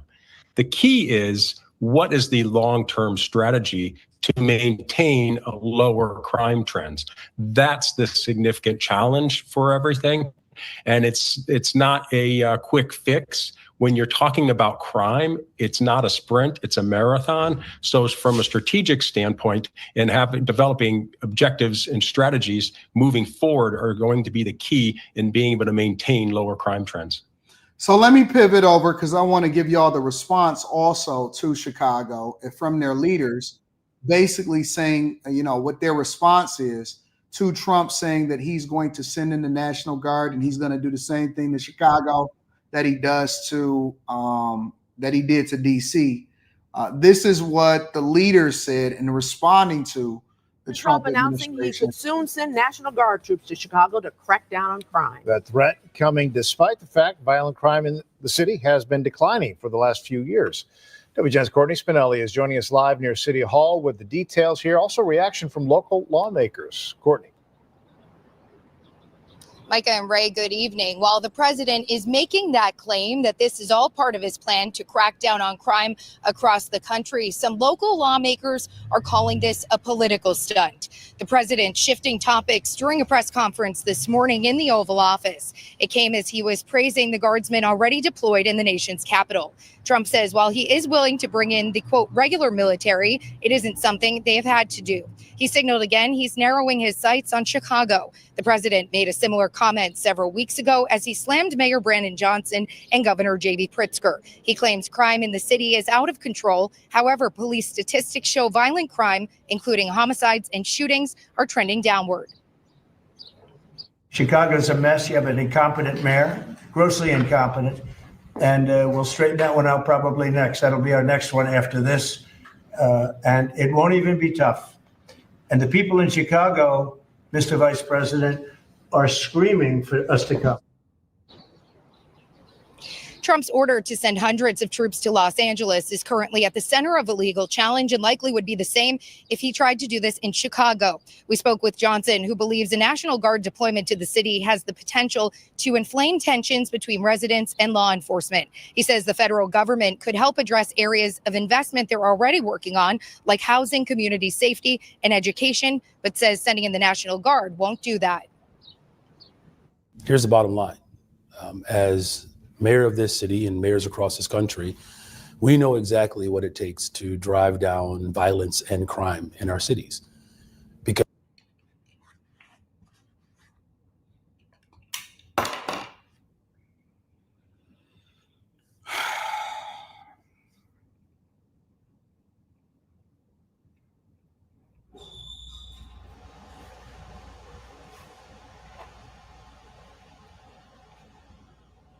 we're actually doing it. The city of Chicago has experienced unprecedented levels of violence reduction. It's really a shame, quite frankly, and offensive that this president who speaks in the name of law and order would do the opposite. Johnson says he takes this threat seriously, but also noted the city has not received any formal communication from the Trump administration regarding additional law enforcement or military deployments to Chicago. He calls the president's approach uncoordinated, uncalled for, and unsound. We've also been hearing from a lot of lawmakers and local aldermen as well now weighing in on this. Alderman Brian Hopkins tells us he believes that this would be better suited if they were to give federal funding to the city of Chicago to hire the 2,000 officers. No.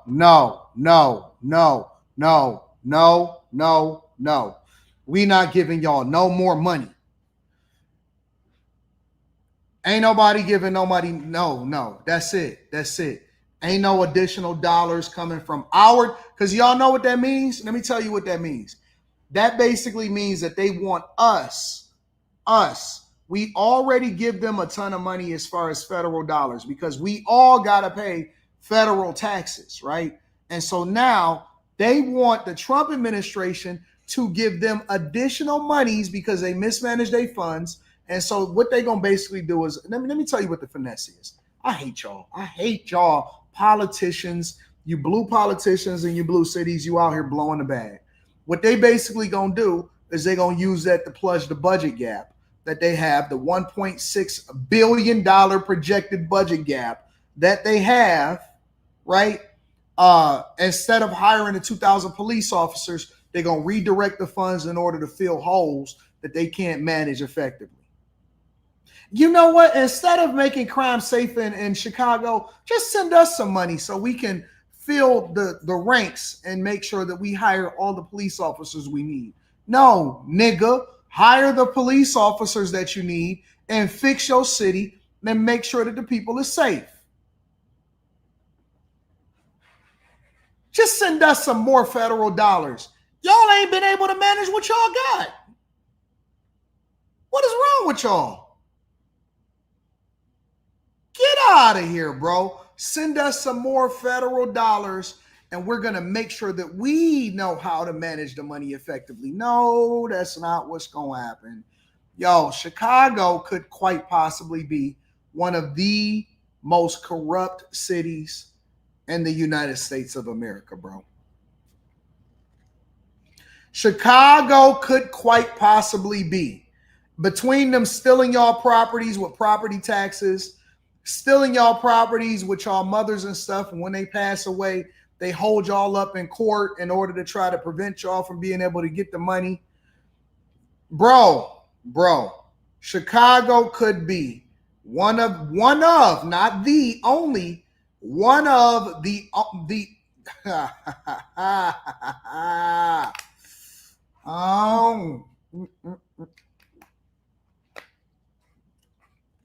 they raise, y'all pay crazy property taxes. Y'all pay property taxes on shit, but y'all don't have no representation. Y'all got 50 aldermen, and they all make mid six figures. That don't piss y'all off? Shout out to Valerie Martin. That don't piss y'all off? Y'all not pissed off at the fact that they can't solve for squatter laws, that they got the Safety Act still in place, that y'all facing a $1.6 billion budget deficit year over year over year, that they charge y'all a crazy amount of money in property taxes, that y'all don't even own y'all own streets? Y'all not bothered by that? Y'all not bothered by, y'all remember this, y'all still don't even know where your tax dollars went over the last 4 years that they used for the migrant crisis. Y'all don't even know where that is. Where did the money go for the migrant crisis? Who owns the companies that they use for staffing, for security, for nursing services, to feed? Who owns the buildings that they leased out for the migrant crisis? Y'all don't have no clue where your money went. Nothing. You don't know nothing. The church leaders got rich. The property owners got rich. The donors got rich. The staffing companies got rich. The migrants got everything. And y'all didn't even have no police officers. They said that we don't know where we can find the money to be able to get adequate staffing so that police officers, do y'all know that y'all got police officers in Chicago that make $250,000 a year on overtime because y'all don't have proper staffing?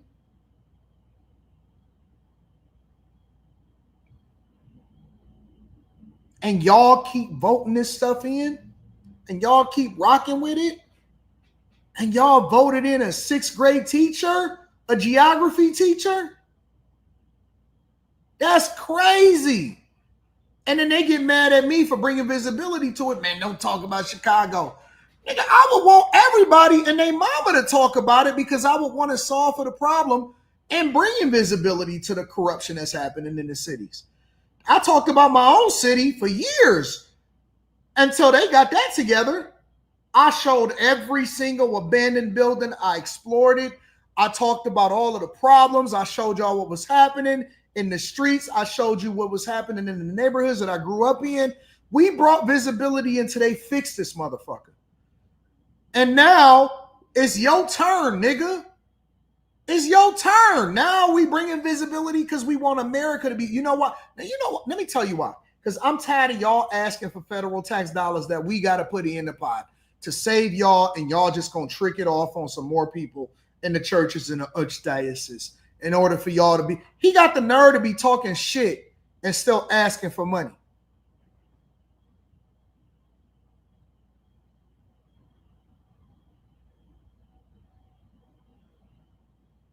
They found billions, hundreds of millions, billions of dollars for illegal migrants, and they can't even hire adequate police. They canceled ShotSpotter, removed adequate police, and then they reclassified how it is that they consider crime, violent crime, and then they stopped answering phone calls, and they said, well, there's been a reduction now. Boy, you can't even stop large gatherings of teenagers that tear up stuff inside of Chicago.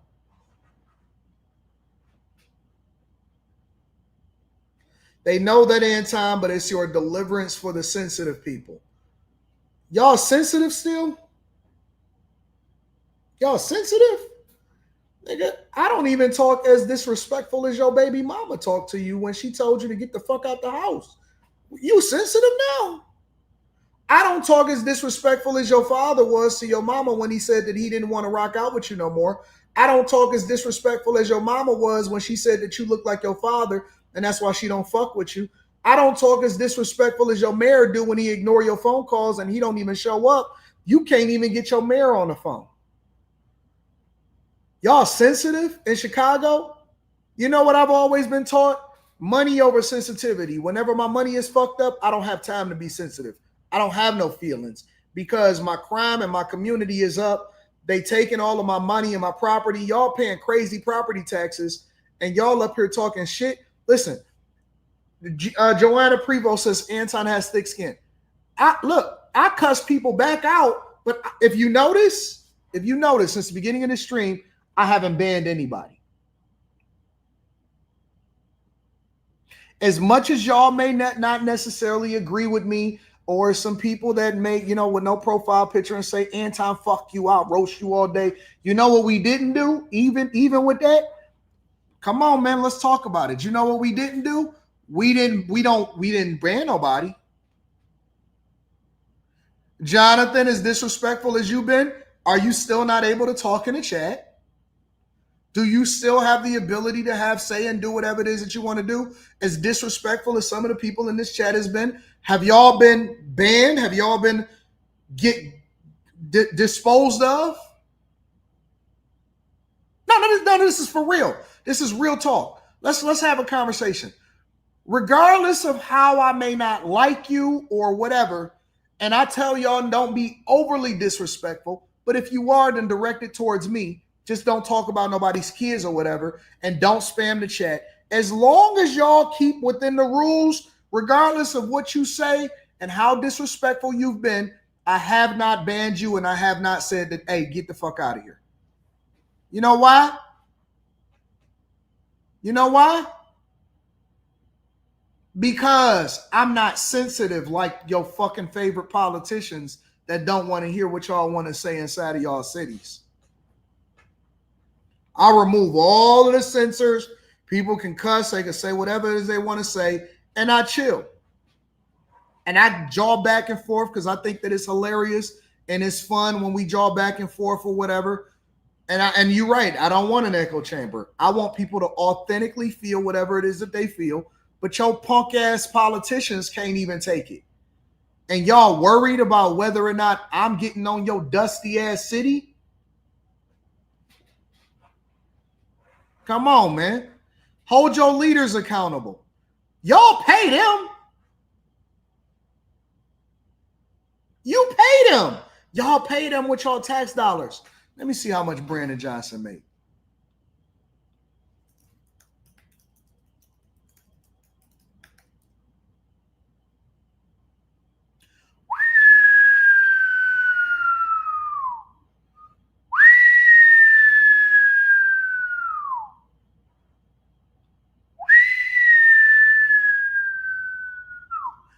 Brandon Johnson's salary And remember, y'all, I want y'all to remember this because his wife also took taxpayer dollars in order to redo their offices and all of this stuff. They also get security. They also get meals and transportation. They don't have to pay car notes. They can stay in the Chicago mansion residence. This nigga get a free $216,000 a year while he's telling y'all that y'all got to take a pay cut. And he get a pension. Oh, he making, by the time Brandon Johnson get out of office, he gonna make $1 million. He gonna get $1 million and a pension and security to destroy your city. He's getting paid by you to destroy your city. His mayoral salary, this is why they run, is significantly higher than what he previously earned as the Cook County Commissioner. And separate news mentioned a $100 million contract extension signed by the mayor with a staffing company for migrant shelters, which is not personally related to the salary. Y'all not upset at that though, right? Y'all not upset at that though, right?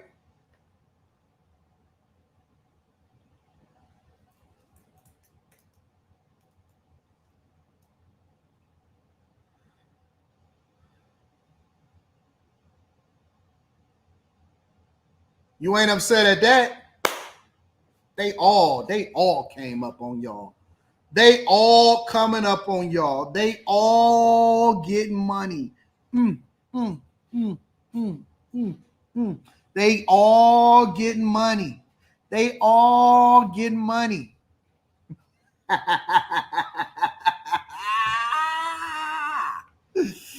Yeah. Shout out to the Chicago politicians that is running y'all city into the ground and getting paid to do it.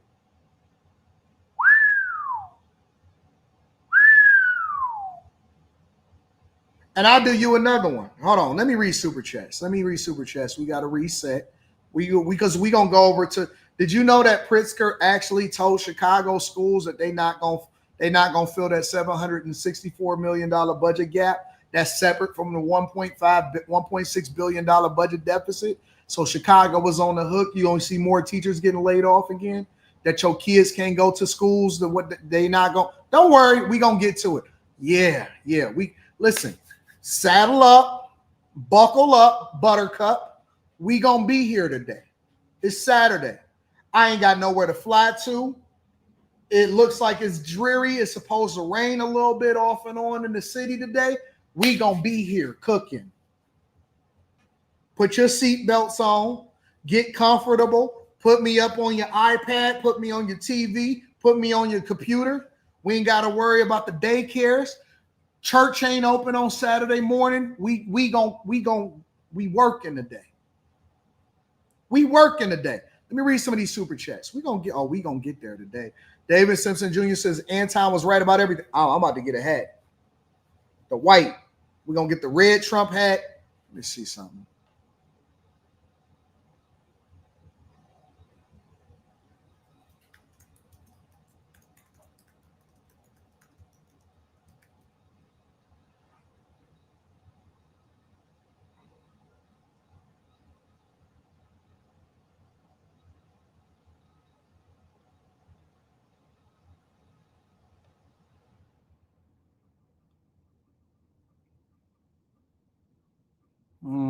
I wasn't the one he was wearing. I want to get the one he was wearing.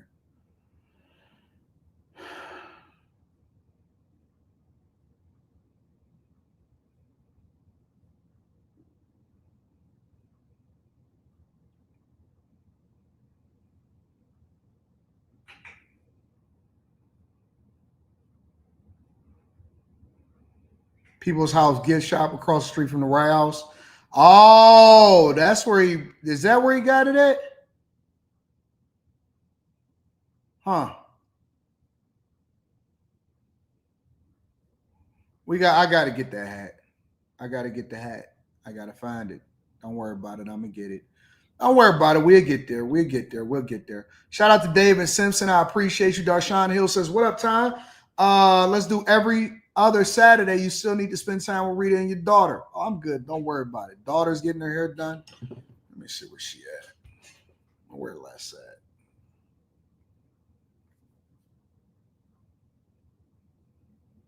And my daughter's at the shop getting her hair and nails done. She getting all dialed up. Les is good. Rita's good. Everybody good. Everybody doing whatever it is that they need to do. Rita's out and about having a good time. Les is getting her hair done. They good. They good. Don't worry about it. Don't worry about it. We good. Smarty McFly says, notice when you see Trump team with no ties, they've been putting in the work. Facts. You never seen Biden out and about doing this. Executive Suite Emily says, corruption is only bad if I'm not involved. If I'm part of the corruption, I defend it, says Brandon Johnson. Facts. What up, Molly? Yeah. Yeah, that's my girl, Molly, in the building. Yeah, one of my biggest supporters. They don't like it that Molly loved me and I love her back. Cricket Kiss. Okay, wait a minute. We got a snow bunny over here looking. Is that snow? I like snow. I like older snow. You know what? I like older snow. I like my snow with a little bit of dirt on it. You know what I'm saying? Been around the block a little bit. Older snow is women above the age of 40. 35, 40. I like my snow with a little bit of piss in it. You know, yellow snow. We call it yellow snow here in Detroit. We like slushies. That's it. Shout out to P. Keeping it P. I like my slushies. You know what I'm saying? We like slush. You know what I'm saying, Mika? You know what I'm saying, Mika? We like slushies. We don't want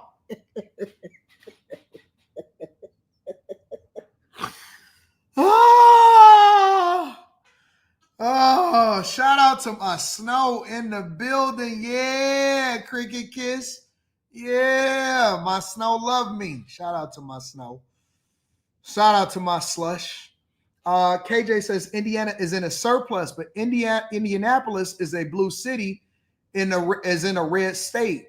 So I'm not surprised that the guard is coming down here. We need the help. Crime is up and it looks sad in these streets. Yeah.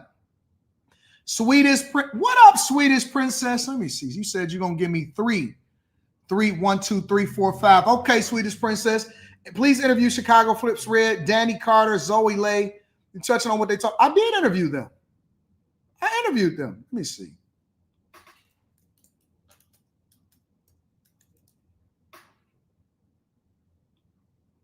I'm pretty sure that I interviewed them.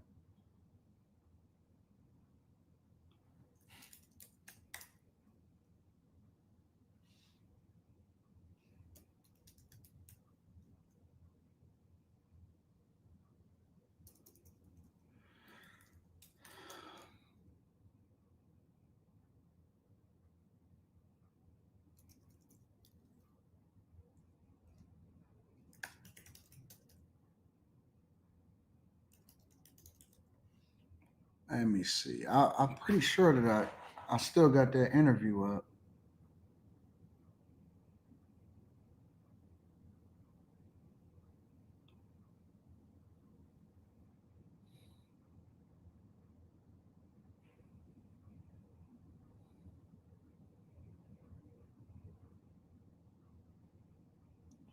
Let me see something.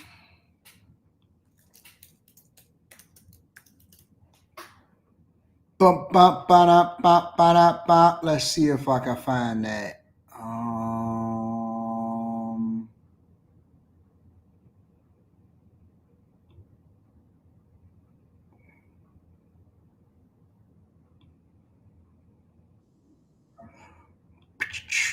Y'all must be new here. That's how I've been putting to work for a long time.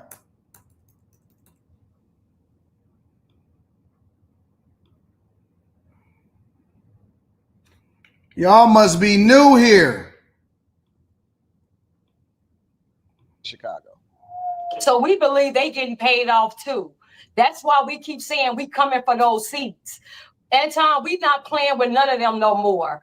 Down to the Porky Pig who just came out and talking about now. And look, no, Anton, look, and I'm a Christian woman, right?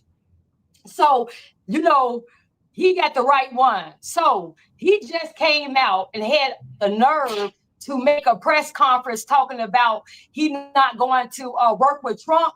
And if you come from my, yes, Pritzker. If you come from mine, then if you come from mine, then that's my girl. I talked to Danny. That's my homegirl. Yeah, I interviewed them. It's my dog. That's my dog. Y'all must be new here. Y'all must be new here. I've been putting on before it was popular to put on. I've been putting on before it was popular. Look, you can see the background of the studio right there. See the studio? See the studio? And now the studio look different. It's different now. It look like that. That's what the studio looked like. All that changed. All that changed. It changed from that to that. You know, we had to replace the black couch. Black couch is different now. You know, that's the old black couch over there. You know, old black couch, new black couch.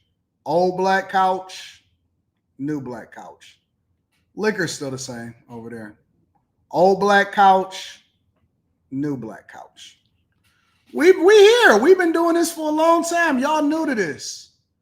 Y'all new to this. Y'all new to this. We've been cooking up for a long time. All right. Shout out to my girl Danny. Shout out to everybody over there in Chicago Flips Red.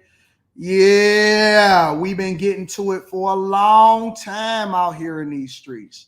Let me read some of these super chats, and we're going to go back over to Chicago. Let's see. Do you think it's too late to recall Mayor Johnson? I don't think that they should recall him. At the same, see, I'm conflicted. I'll tell you about it in a minute. We'll get into it. Valerie Martin says, thank you for your time chilling on a Saturday. Enjoy the show. Lady Blaze in the building. What up, Lady Blaze says, please don't send them to Chicago without sending them to their hideout. Milwaukee, Chicago transplants have absolutely devastated. Really? Milwaukee is only like an hour away from Chicago. Milwaukee is only an hour away from Chicago. Let me tell you what I think about everything that's going on, right? Because I want to spin over into this other thing. Hold on. Check it out. Let me see something. Let me switch over. I got to make sure that I switch over. And let me get this set up. Because actually, you know what? I was just going to play this article or play this video. But I want to go back to Chicago schools deficit.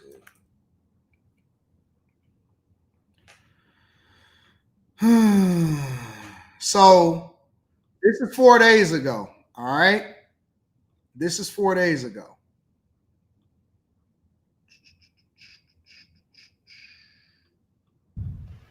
Well, today's the first day of school for about 300,000 CPS students, but budget issues are still a big focus for administrators. The district is facing a huge deficit. And why is it so low?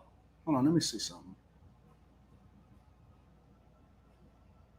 Don't take on big new loans and protect classrooms. That is what Chicago public school leaders heard from parents, and that is what drove tough decisions in their just released budget proposal. But as political reporter Chris Tye tells us, letting go of some janitors, crossing guards, and cafeteria staff is just the beginning. Some big help from City Hall is now required to make up a $734 million deficit. This just feels like bizarro land to me. It's now up to Chicago's new 21-person school board to approve, reject, or modify this proposed budget delivered today. It attempts to tackle the district's $734 million deficit with massive operational cuts at CPS central offices. They'll refinance huge debt district-wide and bank on $379 million from city TIF surpluses. That's tax money raised from revitalizing blighted areas that require city council approval. In what political? So think about this for a second, y'all. I want y'all to really take into consideration. I'm going to replay everything that they're saying that they're trying to do in order to plug this $734 $734 million budget deficit. This video was released 9 days ago, okay? Just 2 days ago, they said that, yo, ain't no help coming, whatever, so on and so forth. Again, remember, $734 million budget deficit, that's just for this year. That does not account for next year. $734 million budget deficit, that is just for this year. That is not for next year, the year after. And that's what I keep trying to help people to understand, that from a business perspective, y'all politicians are robbing y'all. They absolutely are robbing y'all. Y'all are paying some of the craziest taxes in the state, and y'all got no representation. And maybe y'all will start looking at it a little bit differently when they start to close y'all schools and you got no representation for your children, and they start cutting the teachers and they start having 64-person classes over in Chicago. What I'm trying to tell you is that when you start to look at this holistically, that let's take, for example, the 1.2 to 1.6 projected budget deficit that they're trying to solve for coming next year, right? Let's look at it from that lens alone, and that lens only. All right, you with me? Last year, it was 930 something million, 938, 934, 946. I don't know. It was crazy. The year before that, they was using COVID money to plug the funds. So it was only at 100 or something. But when they had to basically go back to pre-COVID planning, meaning that they wasn't getting COVID funds from the United States of America in order to make sure that they plug their budget deficit, now they have to actually put boots to the ground and manage it, right? Right? So, okay, cool. Let's say, for example, that you plug the budget deficit this year. Next year, you're still facing the same problem.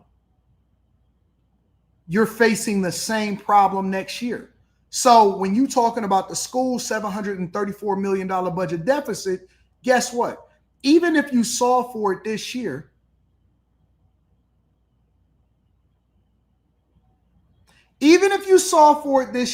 you're still going to be dealing with a mismanagement of government funds next year. This is what the people of Chicago have to look forward to, is what I'm saying. You guys have been getting finessed for the longest. And now they've resorted to what? Begging.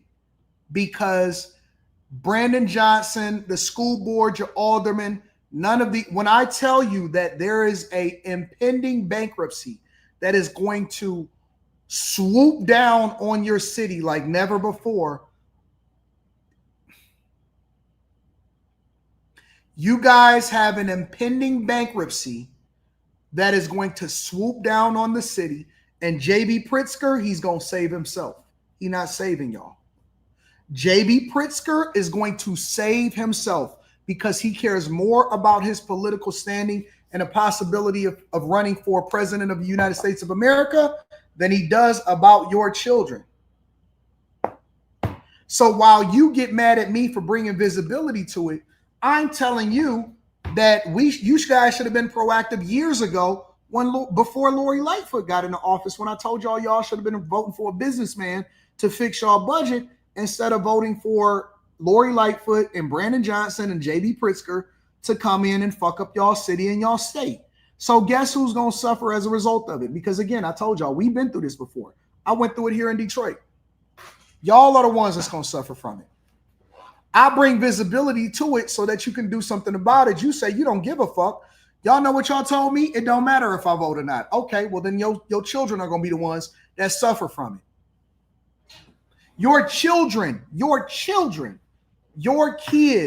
are going to be dumb, out of school, can't count, can't read, depending on the fucking device in order for them to be able to make sense of some shit.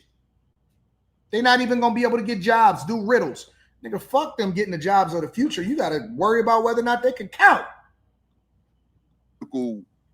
Reality world, do we believe that a city council that does not like to give up their TIF money anyway, that we're going to get 26 votes to give us $379 million?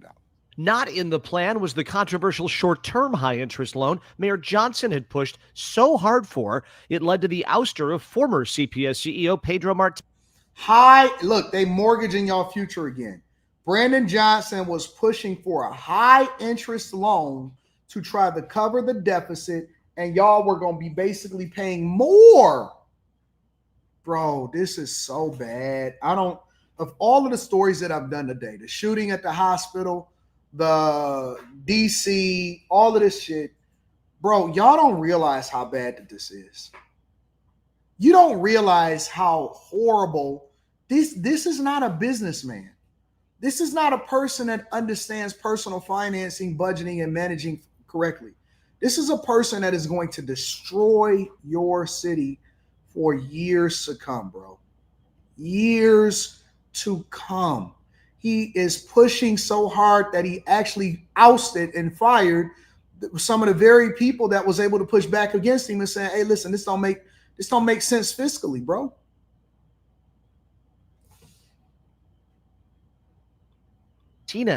Pressure that also led to the resignation of all school board members last fall.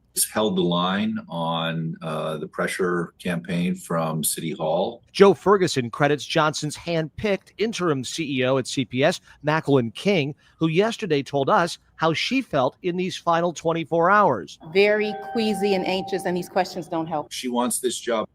Diversity, equity, and inclusion at work, guys. Let's push the white man out. Let's push out all of the school board members. Let's put in another young lady that looks like us. Definitely should make sure that representation and is pertinent. It's excommunicative and pertinent that we have representation inside of our schools from for children that represent their identity.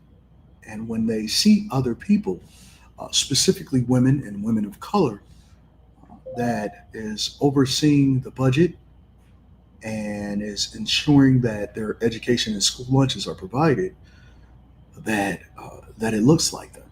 It looks like them. It talks like them. It walks like them. It comes from where they're coming from. And it is also important that we go and we make sure that we reach out to our other churches and archdioceses for candidates that are vetted that can come into the school system and also show community involvement. And crime is at a 30-year low. Crime is at a 30-year low. What is this authoritarianism coming from the Trump administration, saying that we don't know what we're doing? We know exactly what we're doing. We know exactly what we're doing. And anything outside of that, if you don't come in with more federal dollars to help this diversity, equity, and inclusion situation, then it's important for you to stay out of our hair. Stay out of here.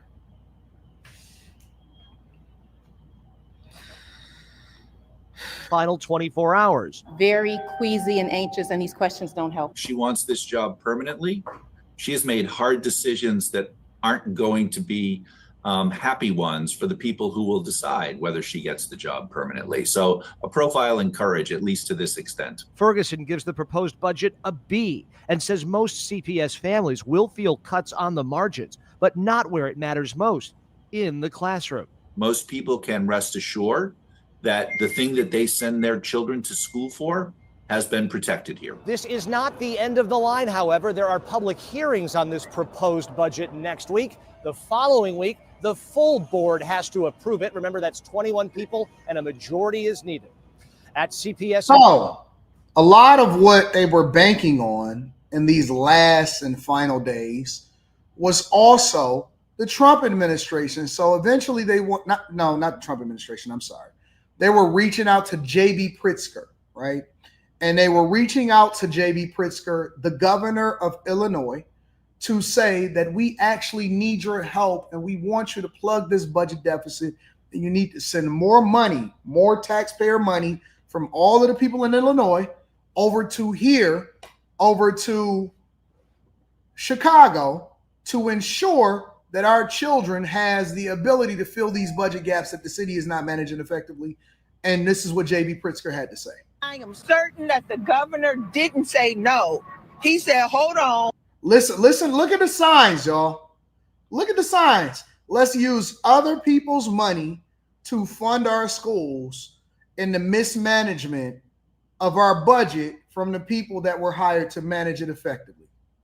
They have, this is printed out. Millionaires can afford to fully fund all schools. If this is not the dumbest thing that I've ever seen in my entire life, they are holding up signs saying we want to take money from other people. This has never worked. This has never, ever, ever worked. Ever worked, ever. If you work for city government, if you work for state government, if you work for Chicago Public Schools, if you are a property owner, you should be very, very, very, very, very scared right now. Wait a minute. Let me figure this out. Well, you heard her. That's Stacey Davis Gates, the head of the Chicago Teachers Union, and they're rallying after Governor Pritzker dumped cold water on the idea that state lawmakers might come to the rescue on Chicago Public Schools' financial woes. The CPS board has to vote on a budget that closes a $734 million deficit by next week. If a budget isn't reached, schools could shut down. Teachers rallied outside Ford Dearborn Elementary, that's on the south side. Already the district has announced layoffs and cut hot meals. Union leaders say this amplifying federal cuts from the Trump administration. And now they are demanding the blue state. They got the kids holding signs that say, run that money.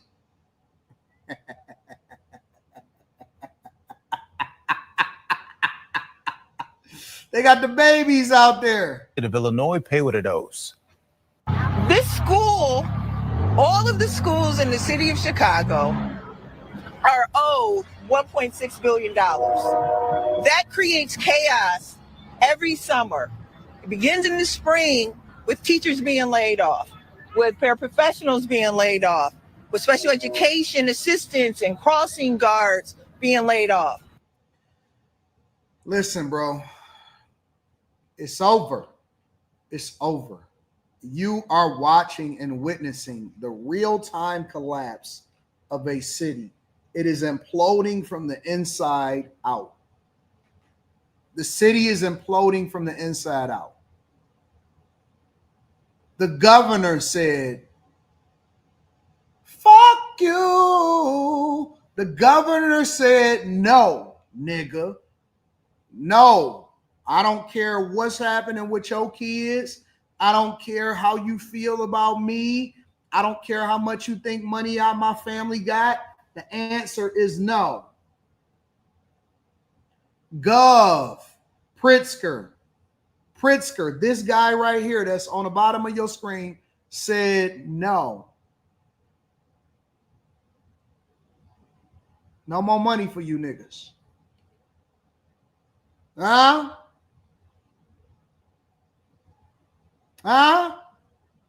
So you facing a $1.6 billion budget deficit with your city. You're facing a $734 million budget deficit with your schools. You can't feed them hot lunches. Teachers are going to have to get laid off. Classroom sizes is ballooning. Schools is going to be shutting down. People are not going to know what to do. City's budget is going to be trashed. Down 2,000 police officers. Migrant shelters still being funded. And you, my pro-black brother, my community of brothers, my homeboys, my sisters, peace and Pan-Africanism, peace and Pan-Africanism. If you want to know what systematically being destroyed from the inside out looks like, look no further than your blue cities. Look no further than your blue governors. Look no further than your aldermen. Look no further than your mayor. Look no further than yourselves that voted for this nonsense to be inside of your cities in the first place. You voted for it. You argued with me and said that voting don't matter. And so you let 16% of the population determine the course of 100% of the city. And this is why you are in the situation that you're in. Peace and Pan-Africanism. Peace and Pan-Africanism. Maybe Mayor Johnson will start doing $500 dinners for the ladies to help fund the school board. Who knows what we can get out of that? Peace and Pan-Africanism. $500 dinners, $1,000 dinners to sit with the mayor so that we can then fund this initiative.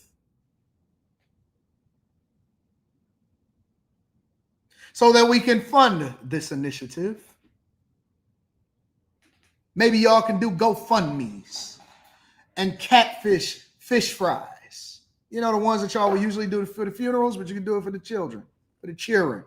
And y'all know y'all ain't smart enough to teach the kids. Keep on talking about, oh, I'm going to pull my kid out. We going to homeschool them. No, you're not. No, you're not. You didn't even like it during the pandemic.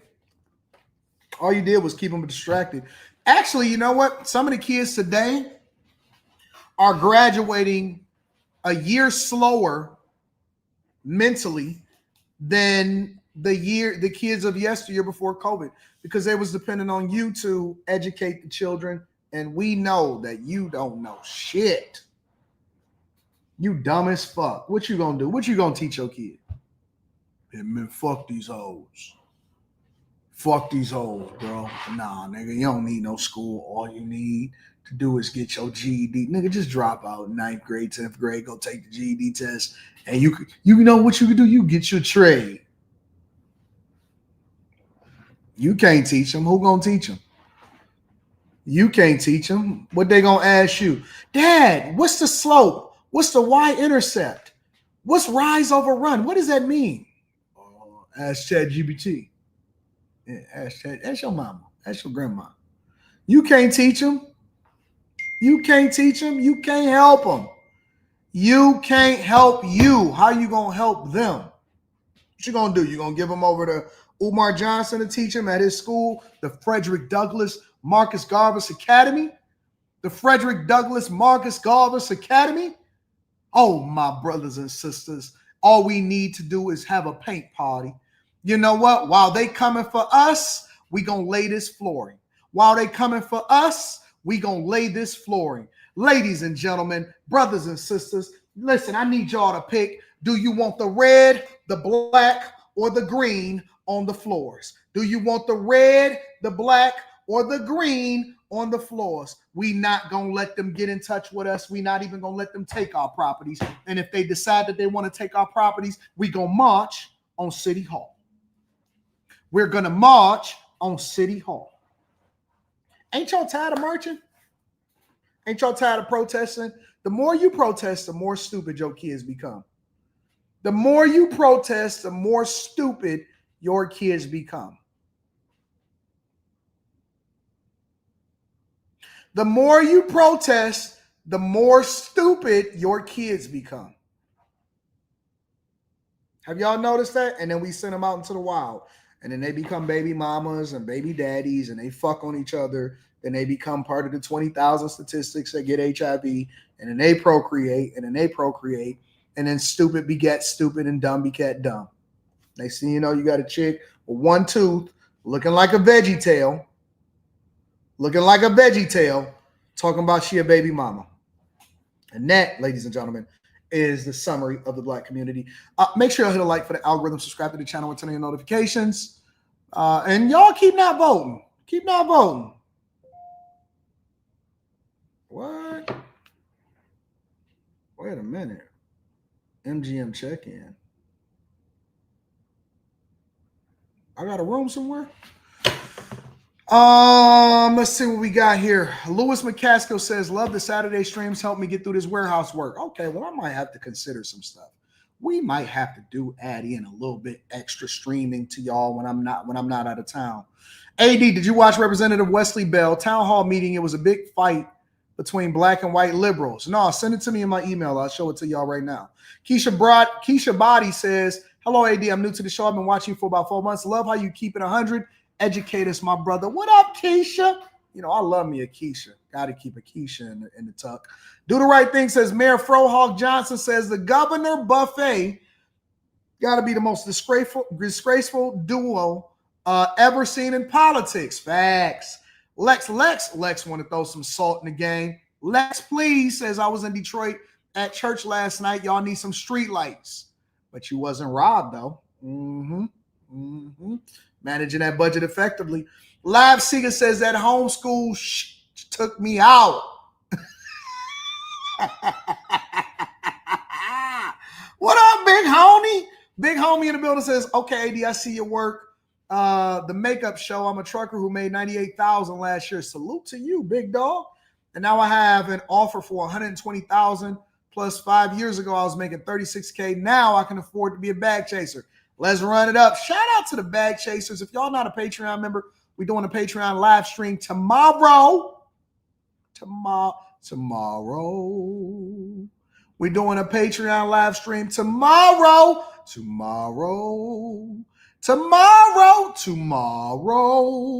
Make sure y'all tap into the Patreon. Link is in the description as well as pinned to the top of the chat. All right. What y'all want to talk about next? I'm gonna let y'all pick this. Let's see. I got. Oh, let me tell you this real quick. Let me do this. I know what I want to look at. Hold on one second. Let me see something. I got you. Oh, Marvel leaving Georgia.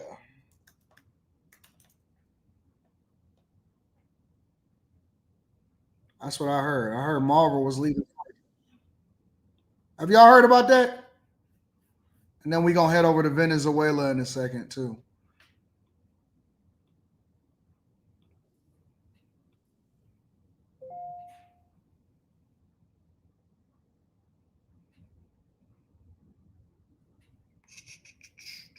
Have y'all heard about Marvel leaving Georgia?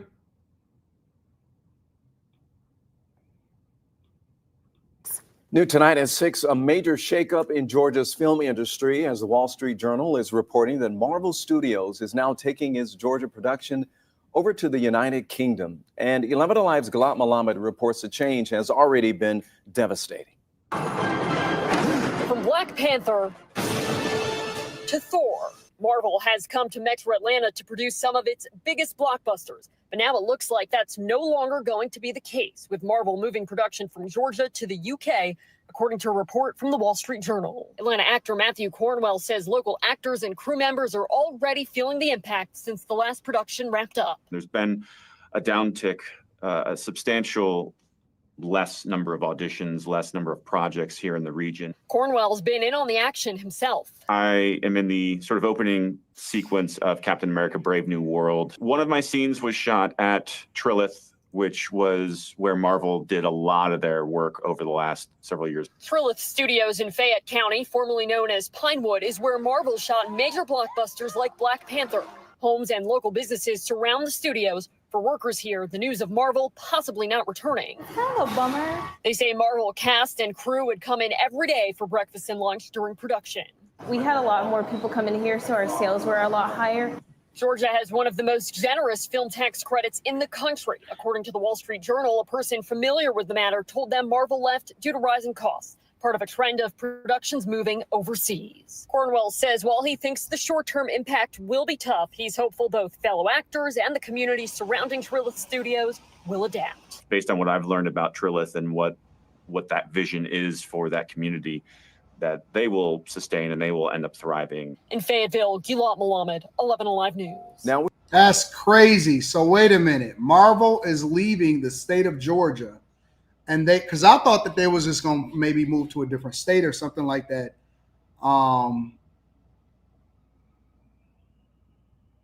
They're moving to actually move to a whole different country. That's crazy. Hold on. Let me look at this other report real quick. Marvel left Georgia. Share this tab and said. The blockbuster boom is over for now, but advocates say media and entertainment companies. Hold on, where's this nigga looking at?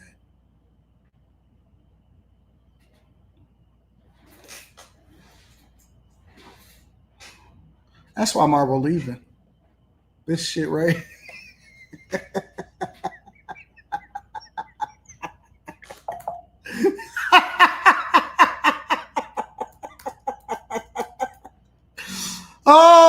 why Marvel is leaving and shit, because we got a talent drain. It's not just to save money. It's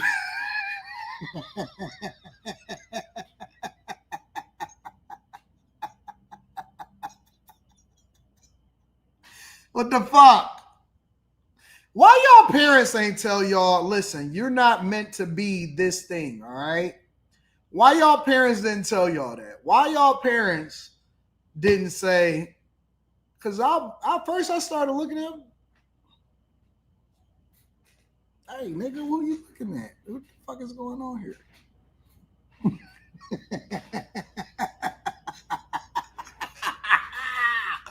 Yo, when y'all was growing up, let me ask y'all a question before we get to the rest of this Marvel thing, all right?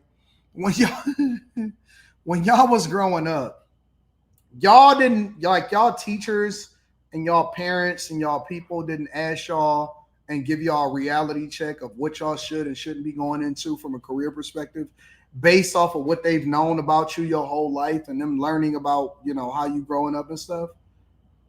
No, seriously, because, like, all right, so once I hit my growing peak at literally in like 6th, 7th grade, nigga, it was over. I was like, yo, nigga, ain't no NBA in my future. I automatically start planning for something different. You know what? Maybe I can be a mechanical engineer. Maybe I can be an architect. Maybe I can leverage my smarts.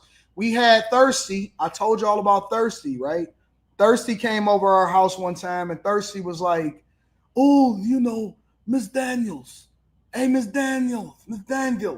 Because he always talked with a lisp. And so he, you know, used to call my mother Miss Daniels. Miss Daniels. May I be a teacher one day? May I be a teacher? And my mom told him, she said, you know what, Thirsty? You should focus on other things. I don't think that you should focus on, you know, trying to be a teacher, you know, because Thirsty was a little slow, but he was super strong. And Miss Daniels, do you think I could be a teacher? And so my mom was like, no, I don't think that's for you. You should probably focus your energy on other things. And a lot of times, oh, how did he shoot the ball?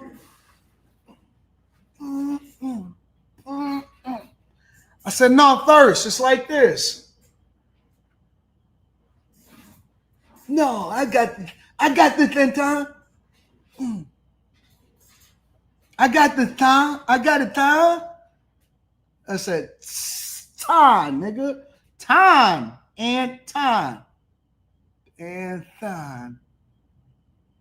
Fuck that, nigga. Time, nigga. I fuck with you though, Time. Thank you, Time, for trying to tell me what's going on, big dog. Dog, I knew you was always the real one.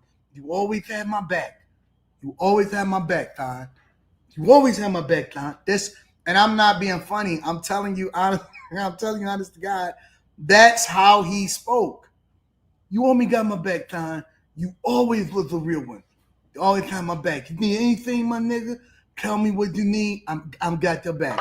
So my mom would be telling Thirsty, I'm giving y'all the real honest to God truth. Mom will be telling Thirsty that Thirsty, you're probably not going to be able to be a teacher. You're going to have to go into God didn't make you teacher material. Look at this nigga.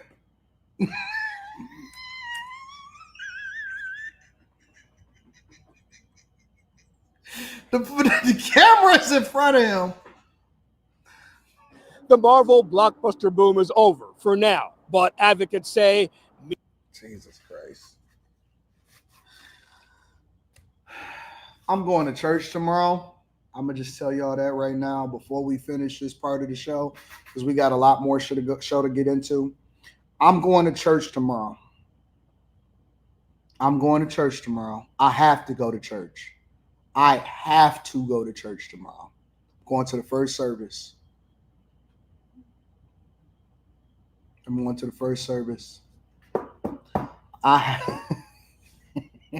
He's a good man, Savannah. I have to go to service tomorrow.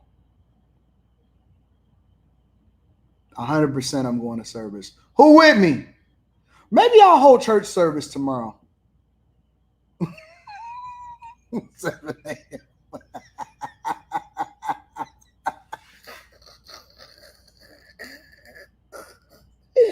I got so many jokes.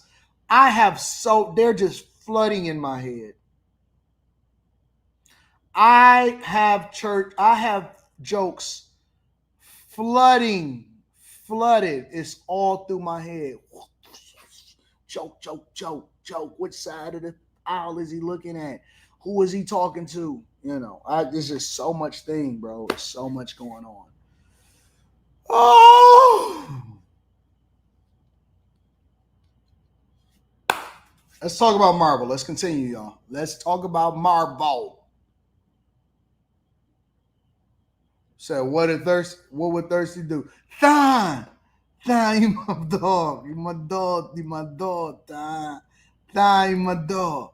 Said Thirsty, have you ever learned how to use a TH or a T or anything like that? I'm going to read y'all Super Chats and Cash App shortly. I have to read. I have to read all the time. I don't like reading in front of the class, but I love to read.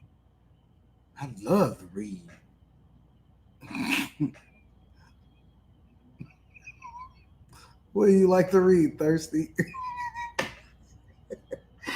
Dr. Seuss.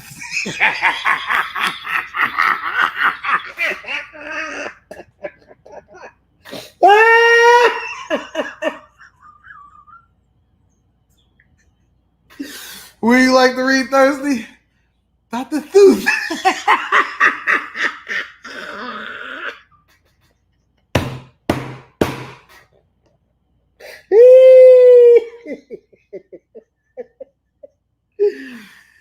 Oh, shout out to my nigga Thirsty. Shout out to my nigga Thirsty.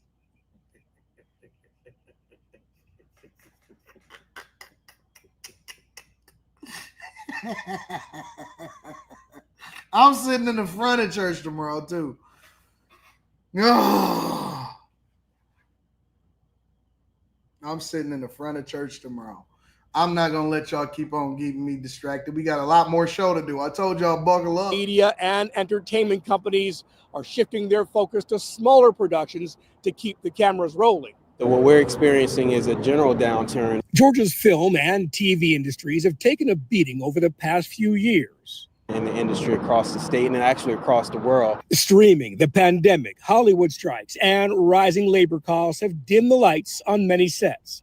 And entertainment giant Marvel pulled the plug on most of its productions in Georgia, shipping shooting to countries like the UK that offer lucrative incentives. Marvel has had some effect on the industry here in Georgia. Georgia's film and TV spending dropped nearly 50% in 3 years. But the downturn is a lot bigger than just Georgia, and it's a lot bigger than Marvel itself. Darius Evans is president of Georgia Production Partnership. He says Marvel's move does not mean curtains. We're still busy as a state. We're seeing a lot more commercials, a lot more gaming as well. More of TV productions, episodic productions that are happening across the state. We're at about $2.5 billion of direct spending, according to the state, and that's been the case for the last couple of years. Randy Davidson is CEO and founder of advocacy group Georgia Entertainment. We're right back to where we were previous to COVID. Projects like music videos, esports, and yes, streaming are fueling steady growth. They're coming alongside indie filmmakers. They're looking at music being musical tour venues. They've done sporting events inside sound stages. Davidson says the U.S. is still a prime backdrop for. This is what I know for sure, and two things are certain. I'm gonna get them off my screen. I think that Georgia is largely dependent on probably Tyler Perry and Tyler Perry Studios. And so that gives them, a little bit of a leg up or whatever. And then you also factor in the fact that they got a lot of rappers and entertainers.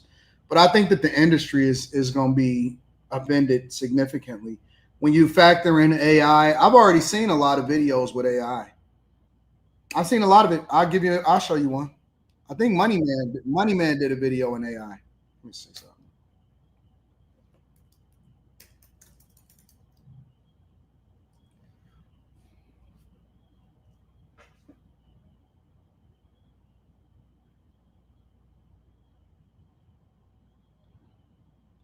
Get more for less. Let me switch that over.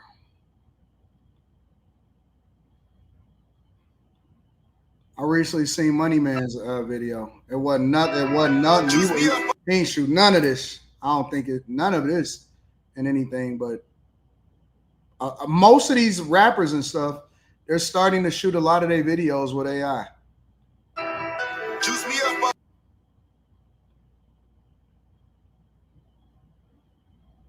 That's 100% AI. And it's going to continue to get better.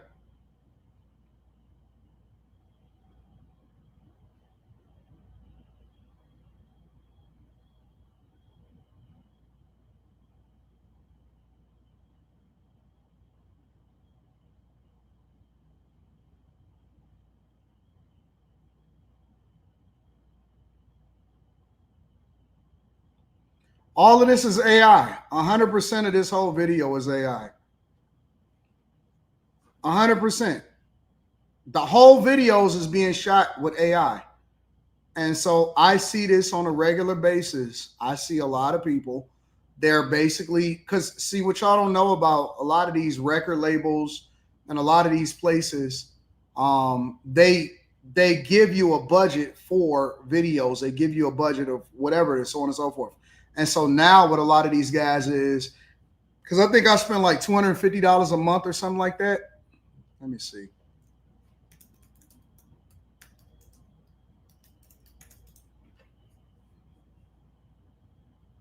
Plans and features.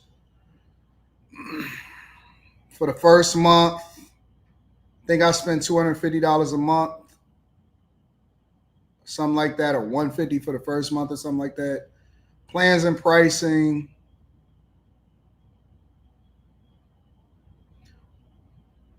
Let me see. I don't know what y'all paying for ChatGPT, but Google Ultra, AI Ultra, is $125 for the first 3 months, then $250, and it give you 30 terabytes of storage for photos and drive. Yeah, I'm about to get rid of some stuff. I actually need to change some stuff around. So this whole weekend, I'm gonna be working to move some stuff around. Gemini with VO3 and DeepThink 2.5 D3 Flow with VO3 with the highest limits, 25,000 monthly AI credits, Project Mariner, YouTube Premium individual plan, all the benefits of the premium plan. Yeah. So they spending $250 a month instead of spending a bunch of money on videos and editors. They uploading themselves as far as their own facial features and stuff like that. And then they creating a whole video with AI. So a lot of y'all know that I was showing y'all some of the stuff in the Patreon on the AI video. After Block Club, I'm going to do another AI video, an update on the latest updates, because I want y'all to actually see some real use cases of how you can leverage it to make money with the latest ChatGPT-5 and the latest versions of Google VO3 and AI Ultra and stuff like that. So yeah, man, a lot of these guys, I don't think that Georgia is going to be able to save itself. I think that you have to evolve. Every city and all of its business leaders need to be working with each other to make sure that they create industries that's sustainable. You're gonna start to see communities actually grow. Because in order for cities to thrive and survive, they're gonna need more people to move into the city.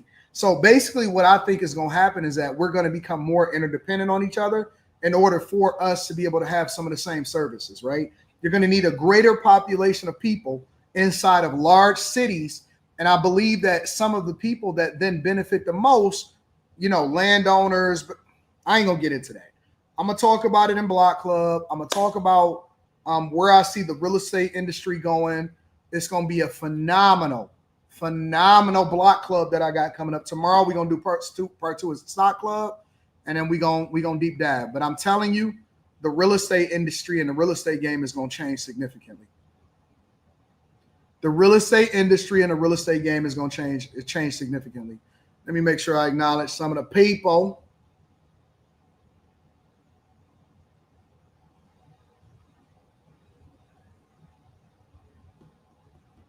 Shout out to Ambush 850 in the building, says, was Thirsty real name Shannon Sharp? No. No, but he was strong as hell like Shannon Sharp. New Orleans mayor indicted by the feds. Yeah, I covered that, Rand Wilson. I did a whole live stream on that.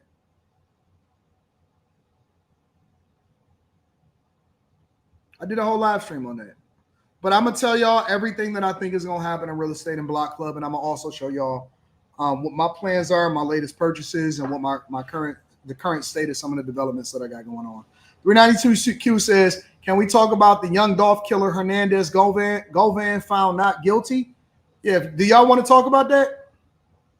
Majestic James says, Anton, would you ever consider adding a new member to the panel when the regulars are a no-show, like a fill-in? However, they have to be a bag chaser. I do it for free. Y'all feel like my family to me. I don't know. Usually what I add to people when I bring people on is organic. You know what I'm saying? It's just like, yo, I fuck with her. Hey, why don't you come on and just see, let's have a conversation. It's just usually organic. So yeah, I mean, I would consider anything. Absolutely. Shout out to Lewis Martin. Wyatt 856 says Lewis Martin in the building. J-Dub says Southwest Airlines said they are charging BBWs and SSBBWs extra to fly with an extra seat, and they should. You should have to pay for an extra seat if you're a BBW or if you're an oversized person that can't fit in the seat. Shout out to J Ben says freezing, bruh, mid flounder fish eyes is nasty work. I done interrupted the shop floor laughing. Now I gotta walk a lap and laugh in peace. Shout out to my dog J Ben and shout out to your wife. Magnificent Gaming says I seen something on IG that said Magic Johnson caught donate. Stop, bro. Stop. Spaces says maybe I'm off, but Buddy looked like a soggy thumb. Y'all so mean. Brothers Keeper says clip this and make an AI generated image of Thirsty holding the basketball. Man, listen, Thirsty was pretty funny. J Ben says pass the ball time. I'm gonna shoot that. I'm gonna shoot it that time. Danny Shape says nope. I ain't sitting in that first pew of hell with you, Anton.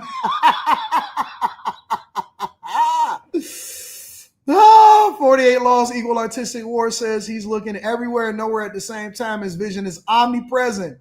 Kate says Chicago's last election between a CPS plant versus Beetlejuice and a school privatizer named Paul Vallis who ruined New Orleans. We has bad choices. Send in the God.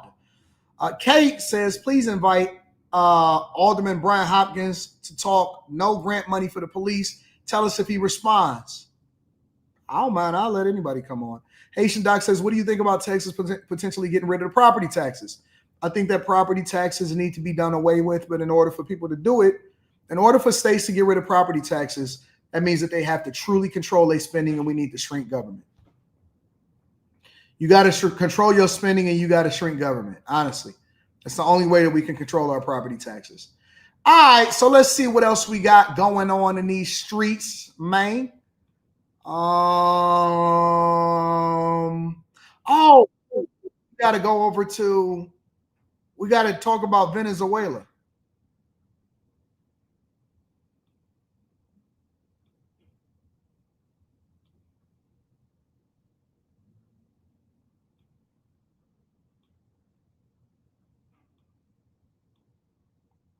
Before we start getting into the money, we got to go into Venezuela. Hold on one second. Get rid of money, man. We got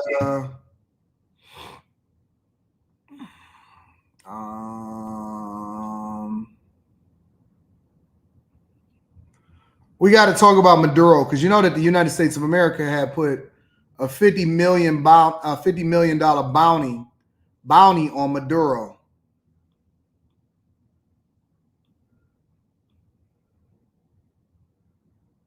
I got to talk about this because this is kind of like breaking news.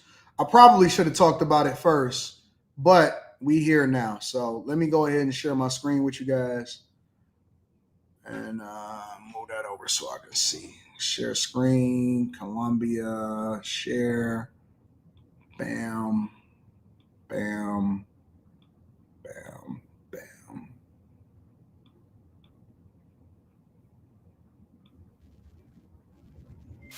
Colombia, of course, is a neighbor of Venezuela and is. Wait a minute. Why is his face moving like that? Their problems. And he compared the. Here, let's do this. I don't like that. let's pivot for a second. Let's move over to this one. You got to go over to some of the world news in order to get some of this stuff. Tensions are high between the Venezuelan government and the United States amid the arrival of 2 U.S. warships sent to Venezuelan coasts. It's been reported that the military ships are expected on Thursday morning, part of a larger campaign announced by the Trump administration to tackle drug trafficking in the Caribbean. This comes as the U.S. is accusing Venezuelan President Nicolás Maduro of running the drug cartel known as Cartel de los Soles. The White House has even increased a reward on Maduro to $50 million for information leading to his capture. President Trump has been very clear and consistent. He's prepared to use every element of American power to stop drugs from flooding into our country and to bring those responsible to justice. The Maduro regime is not the legitimate government of Venezuela. It is a narco-terror cartel. In Maduro, it is the view of this administration, is not a legitimate president. Venezuelan officials have responded strongly, saying the U.S. is threatening stability in the region. This week, I'm going to activate a special plan to guarantee the safety with more than 4.5 million militiamen prepared, activated, and armed throughout the entire national territory. Colombian leftist President Gustavo Petro commented on the pressure Trump is putting on Maduro. The Americans are in trouble if they think invading Venezuela will solve their problem. That would drag Venezuela into a situation like Syria, only with the added problem that they would be pulling Colombia into it too. Other government officials, such as the Minister of Defense General Vladimir Padrino, have said the accusations are part of a false narrative created by the Trump administration. So essentially what you're dealing with and what you're seeing right now is that, first of all, Venezuela, Maduro is not even recognized by the United States of America as a rightful president of Venezuela. And let me tell you what that is. This presidential election within Venezuela, this actually happened during the Biden administration, right? So when Biden was president, Venezuela actually had their elections. The Biden administration never acknowledged, nor did the people in Venezuela. They said that he stole the election. All right. They said that he stole the election and that he wasn't the actual rightful president. Let me actually go and look that up. Venezuela election 2024.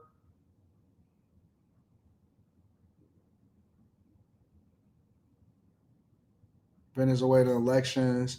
Candidates call to vote, respect the vote.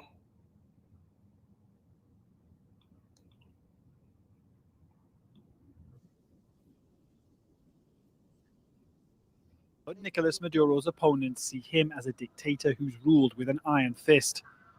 The 61-year-old was catapulted to power after being handpicked by Hugo Chavez. Riding on the coattails of his revolutionary mentor, Maduro narrowly won the presidency for the first time in 2013. A baseball fan who often salsas for the cameras, he's known for fending off one crisis after another. Despite sitting on the world's largest oil reserves, Venezuelans struggle with hyperinflation and critical shortages of basic goods. Political and economic ties with states including China, Russia and Iran have helped the country stay barely afloat. Maduro faced down sanctions after his re-election in 2018 wasn't recognized. Just like Chavez, Maduro has attempted to deflect blame for Venezuela's long list of troubles. He claimed victory in last July's presidential election, but the opposition accused Maduro of stealing the vote. Very few Latin American countries recognized his win. The EU and the US said opposition candidate Edmundo Gonzalez was the real winner, provoking responses like these from Maduro. I denounce the US government, which, along with Elon Musk and the international fascist Javier Milei, are leading attempts to destabilize our people and carry out a coup against Venezuelan democracy. So a lot of what they were saying was they were basically saying that this guy stole the election, that a lot of what he was doing was eliminating his enemies also. Basically, he was trying to be Putin of Venezuela, and he was trying to have absolute power and control. And part of that is because he is trying to continuously control the drug cartels and the drug running, and actually filling different states or different countries with drugs like the United States of America. Out of some other big headlines, Venezuelan leader Nicolas Maduro has been sworn in for a third term as president, despite widespread doubts over the legitimacy of the country's election results. Many world leaders, including President Biden, are refusing to recognize Maduro as the country's duly elected president. And this isn't the first time Maduro has come under international scrutiny. The U.S. and other nations also condemned his 2018 re-election as illegitimate. Meantime, we're also monitoring the situation in Sudan. This week, the U.S. determined the Sudanese rebel group. So this was way 7 months ago, right? This was back during the election in Venezuela when the Biden administration was actually in office, and they refused to acknowledge that Maduro was actually the rightful president of the United States of America. And now what you have is the United States of America not only putting a $50 million bounty on his head because he continues to control and seek power, while at the same time, funding his whole regime through drug money. And that's basically what they're saying, is that he's basically flooding the United States of America and other countries with drug money, even though he's not the rightful president of Venezuela. Sending 3 warships to the waters of Venezuela as part of a major counter-narcotics operation. A White House official has confirmed this to CBS News. We're told that the USS Gravely, the USS Jason Dunham, and the USS Samson will depart for the region over the next few days. Now, this is a part of President Trump's effort to combat threats from Latin American drug cartels. CBS News senior national security correspondent Charlie D'Agata is at the Pentagon with all the details. So, Charlie, great to have you on. Can you further explain why the U.S. is sending warships specifically to Venezuela? Yeah, Tarika, officials I've spoken to here say this is strictly a White House decision. This isn't necessarily a military decision. And as you said, the White House has told us those 3 guided missile destroyers, the Gravely, the John Dunham, and the Samson, are expected to head to the waters off Venezuela over the next few days to combat threats from Latin American drug cartels. 4,000 sailors and Marines will be part of that mission. In fact, yesterday, White House Press Secretary Caroline Leavitt didn't even rule out the possibility of U.S. troops on the ground in Venezuela. And that the president is prepared to use every element of American power to stop drugs from flooding into the United States. So deploying these battleships is apparently part of that effort. But I have to mention, this isn't the first time destroyers have been deployed to the region. In fact, the Gravely, as I just mentioned there, had been patrolling the Caribbean Sea for months. And when you think about the drug operations and just how complex, we've been talking about this for years, how much of a difference is this expected to make? Again, we're talking about a show of force, a deterrent, and they are working closely with the Coast Guard that has been patrolling those waters for years. So really, it's a question of scale. I mentioned the Gravely there. Navy officials said it had been part of a drug interdiction back in May. That just gives you an idea how long this has been going on. They seized 860 pounds of cocaine. A few days ago, the Samson and its crew intercepted drug smuggling vessel, seizing around 1,300 pounds of cocaine. That was in the Eastern Pacific. So they try to position their ships along known drug trafficking corridors. They've also stepped up their surveillance, and this is kind of important. Special Navy aircraft are patrolling that area too. But look, it's a big sea to patrol the whole thing. And of course, these ships will be operating in international waters. It's explained to me today how effective they're going to be. They're going to be at least 12, 13 miles off the coast of Venezuela. Venezuela is actually claiming more water than that is theirs and not international. So it may not stem the tide, but it's not the kind of significant naval presence to set up a blockade. Any idea how long those ships will stay in that area? No, Tarika, this is really key. We're not even entirely sure they've started making their way there yet, because this is the kind of loose language. The Navy folks that I spoke to said they're not headed there yet. At least the officials I spoke with said that it's a question of how long it will take to get there. In terms of how long the ships could be there, hypothetically, again, that depends on the White House. Because from a military perspective, a typical deployment for destroyers like this is usually around 6 months. But at least 2 of those destroyers, which I've already mentioned, have been on patrol for months. So if the idea is to have a constant U.S. naval military presence there, it's not necessarily the ships are involved or whether they continue to rotate them in and out for months. Yeah. So essentially what you see happening is that you have what we would describe as a dictator inside of Venezuela, basically continuing to try to hold power because he is looked at as an international criminal and he has a $50 million bounty on his head from the United States of America alone. The Trump administration is going after him. The Biden administration never recognized him, and they actually have seized his planes and stuff like that. And then also on top of that, you basically have the reason why the United States of America cares is because they say that he continues to flood the United States of America with drugs that ultimately allows for him to maintain power in his own country. So, for example, somebody says nobody cares about that country. We got our own problems. Well, what happens when that problem is basically coming from the place that we identified as a person that is continuing to maintain power and he didn't even get it the right way, and he's actually eliminating his enemies as a result of it. If they continue to flood our shores and everything with drugs and they continue to do all of this stuff, then how is that not becoming our problem is what the Trump administration is saying.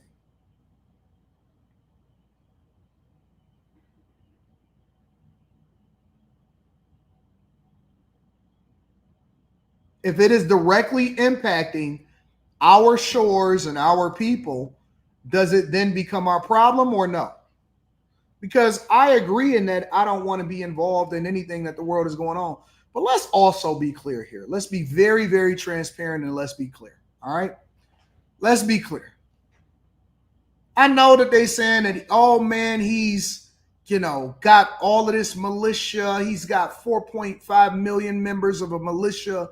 And he has, 75,000 troops, 45,000 troops, or anything like that, right? Shout out to Zardwi. I appreciate you. Bro, we could level goddamn Venezuela like this. We could literally level all of the motherfuckers and just completely break their spirit if we wanted to. Now, I'm not an advocate for that, obviously, but I'm just saying, let's be very, very clear. When we seen Putin and Trump meeting in Alaska, and we seen those destroyers and all of the bombers that was flying over their heads, he was making a point, and he was basically letting people know. Not only was he letting Putin know, but he was putting the world on display, and he was just basically letting them know, listen, we could fuck this whole shit up if y'all really want to play games. Please stop playing games with us. And so what I see from a person like a Maduro, who is not recognized as the rightful president of Venezuela, is I see him being willing to sacrifice people in order to maintain power, not necessarily caring about the country itself. And those type of people become super dangerous.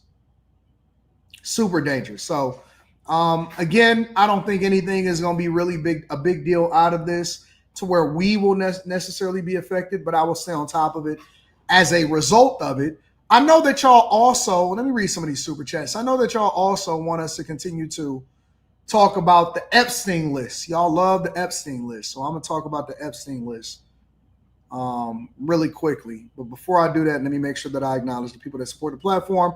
Mr. 43 Tech says, what are some good spots on DoorDash in Detroit? I'm almost there. Well, it depends on what part of the city you are.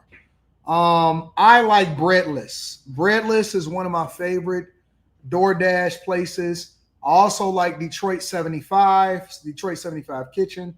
That's really good. Pizzapopolis is really good. Let me see if I can think of one more. Breadless is really good. Pizzapopolis, Detroit 75 Kitchen. And Wing Fellas. Wing Fellas is really, really good. Wing Fellas is really, really good. Detroit 75 is dope, though. You should check out Detroit 75. Shout out to you, Mr. 43 Tex. Chad for Moore says, just finished doing an event outside. It's hot. Trying to fit into the culture at work to increase employee engagement. Shout out to you. That's dope. Carrington Love Jr. says, thanks for the bonus show, bro. I appreciate you. I appreciate you more. Champagne TV and 88 Grey Goose says, can you please get Melanie King and Mika on the panel together? Is that what y'all want to see?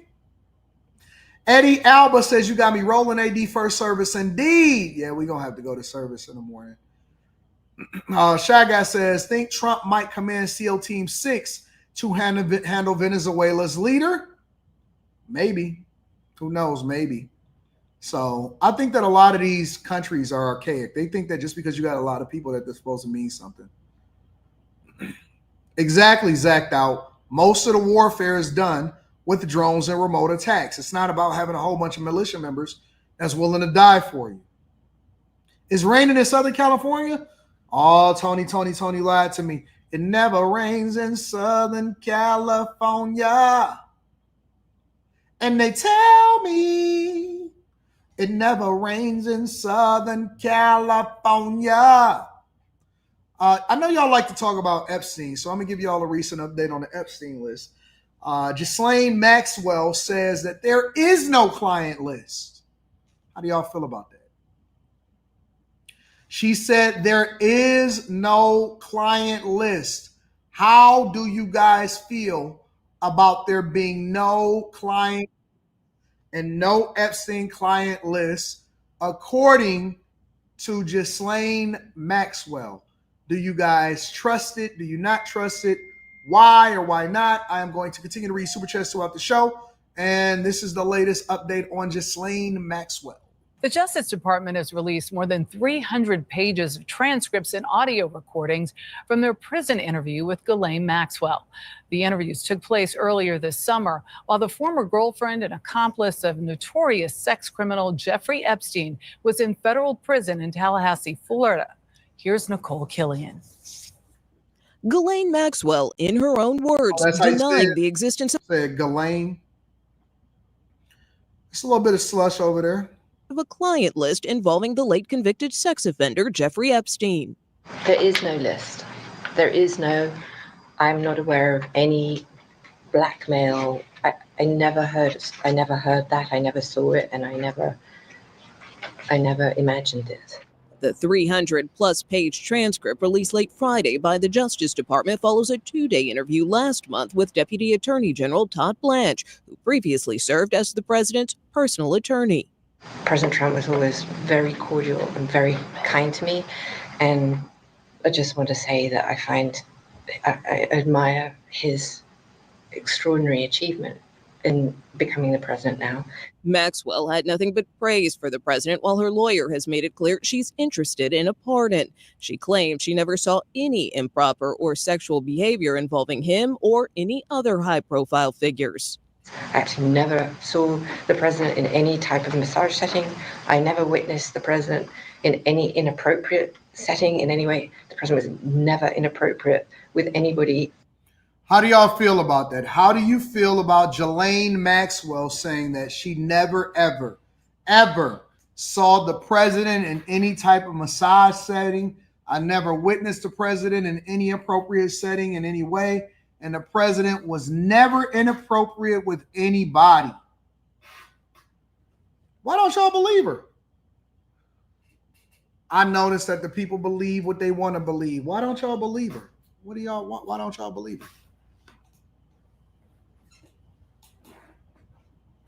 If you want to listen, regardless of whether you believe her or not, if you want to live,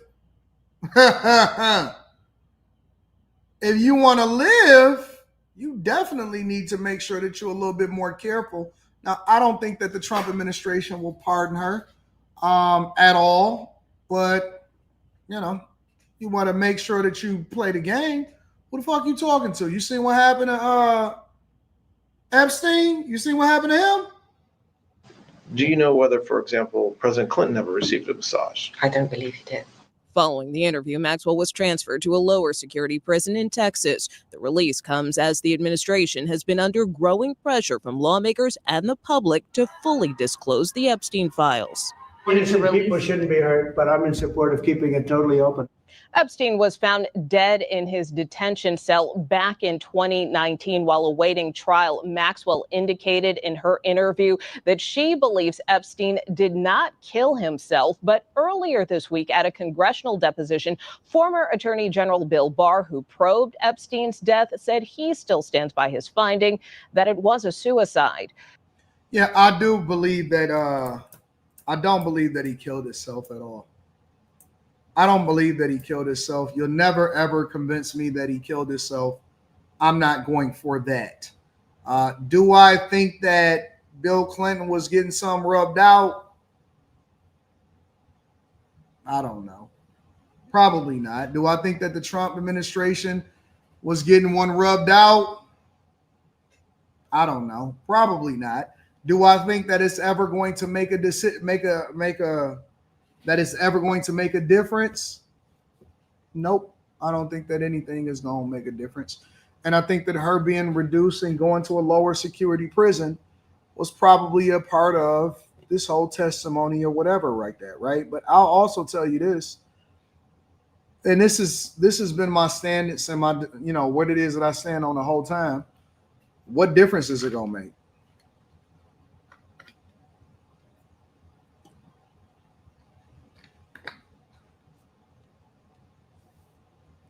What difference was it going to make? I don't think that it's going to make a difference either way. And I said this from the very beginning. You are not going to get anything out of this. Nothing is going to happen. Nothing. No.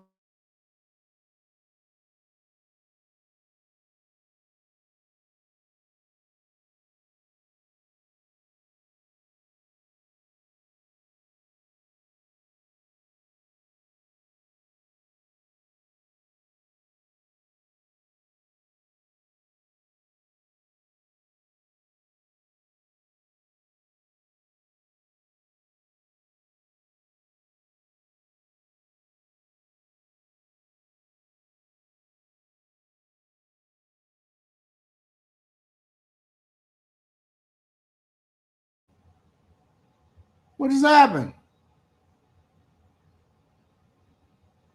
I don't know what just happened.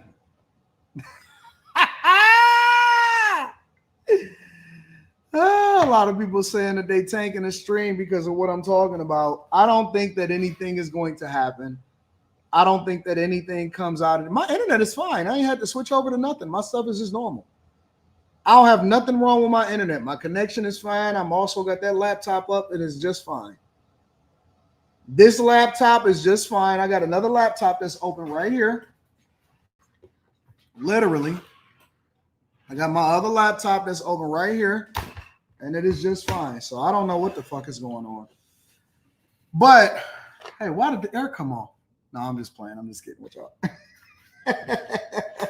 But no, I don't think that anything is going to come of this. I don't think none of it matters. I don't think that nobody is going to jail or anything. So I guess the question that I then have is, why do you guys think that this is so important to uncover?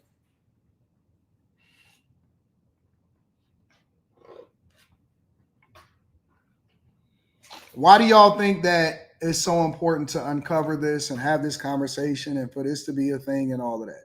That's what I'm trying to understand. Honestly, the thing that means something to me, I didn't care about it. If you notice, I never actually did any real live stream on the whole Epstein thing during the Biden administration when Biden was in power. I didn't do any of that. I didn't do it but during when Biden was in power. I didn't do it when none of that. So none of it ever made a difference to me because I know that there's never going to be any impact on what happens and that nothing is ever going to come out of it. We could talk about it just for the sake of talk about it. We could theorize. We could assume. We can do any of that. But unless there's some real evidence that we can use in order to substantiate our claims, what's the point? Because just talking about it for the sake of talking about it ain't gonna actually do nothing. It's not gonna change the course of nothing. It's not gonna actually impact nobody. Nobody is gonna care about it. Nobody is gonna lose nothing. It's just a waste of time. And I think that it then becomes a distraction from things that's actually meaningful. None of us got no additional evidence. Nobody got no additional files. Nobody is going to do anything. And that's just the way that it is. That's the end of the conversation. She's going to say whatever it is that she's told to say. And she's going to go to a lower security prison. And that's going to be the end of it. And nobody is going to jail. Bruh, if you think a Republican or a Democrat or a businessman or any of these people are actually going to go to jail, you are 100% lost. What list? What list? Bro, any list that there could have potentially been, that list is burned up and that list has been gone a long time ago. Ain't no list. Ain't no list. Bro, the list was, if there was a list, then that list was eliminated when he was. If there was a list, that list was eliminated a long time ago. What you think that a list was going to make it out, but he wasn't? The minute that they said that he had eliminated himself and he took himself out in the cell and it was missing footage just so happened to be at the time that he eliminated himself, bro, you can forget it. And I'll also tell you that if there was a list that was eliminated, then there were way bigger people than what we know. I'm pretty sure that the client list would be people that was way bigger than anybody that we've ever heard of, because the fact of the matter is that behind the scenes, there are way more invisible people. When they say that wealth is silent, that's what the fuck they mean. That means, look, people that don't care or have anything to lose, a lot of times, they don't give a fuck. You know what I'm saying? They're going to be whatever it is that they're going to be. The list was leaked. Okay, well, where is it? Talk about it. Where is it at? Point me in a direction. Where was it leaked to? Where was it leaked to? Where was it at?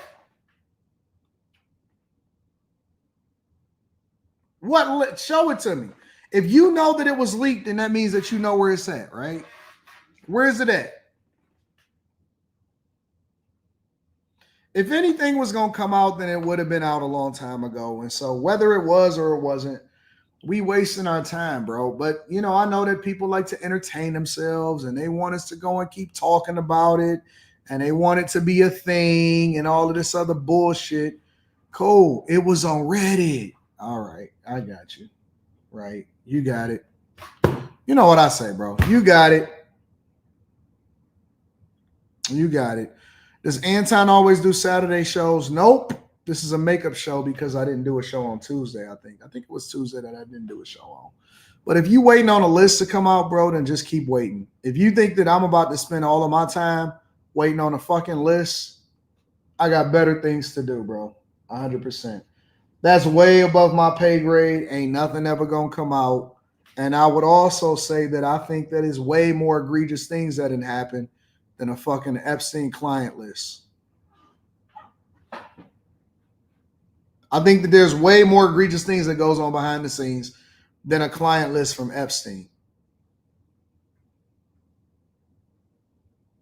So if that's what y'all waiting on, then good luck with that. They didn't even care when Biden was in office. Facts. Facts. So anyways, I think we at what, the 3 hour 15-minute mark? We at the 3 hour 15-minute mark. That should be sufficient. That should be sufficient. We covered like 8 topics. I was going to talk about some more stuff, but I need to get some stuff done. Mr. 15150 says, bring back the pop, AD. What's the pop? Jason 18 says, yes, Melanie King on the panel was your type of vibe.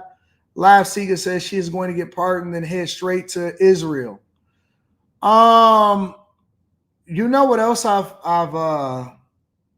when it comes to streaming, when it comes to having other people that come and visit us and get on the stream and stuff, I'll tell you all this, that I don't think that most people are built for the type of streaming that we do. We stream. Like, we work.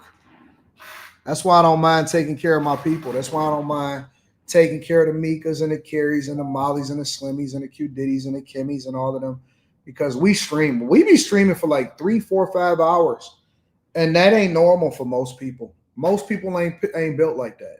So whenever I think about inviting people on, I also think is they built for what it is that we do.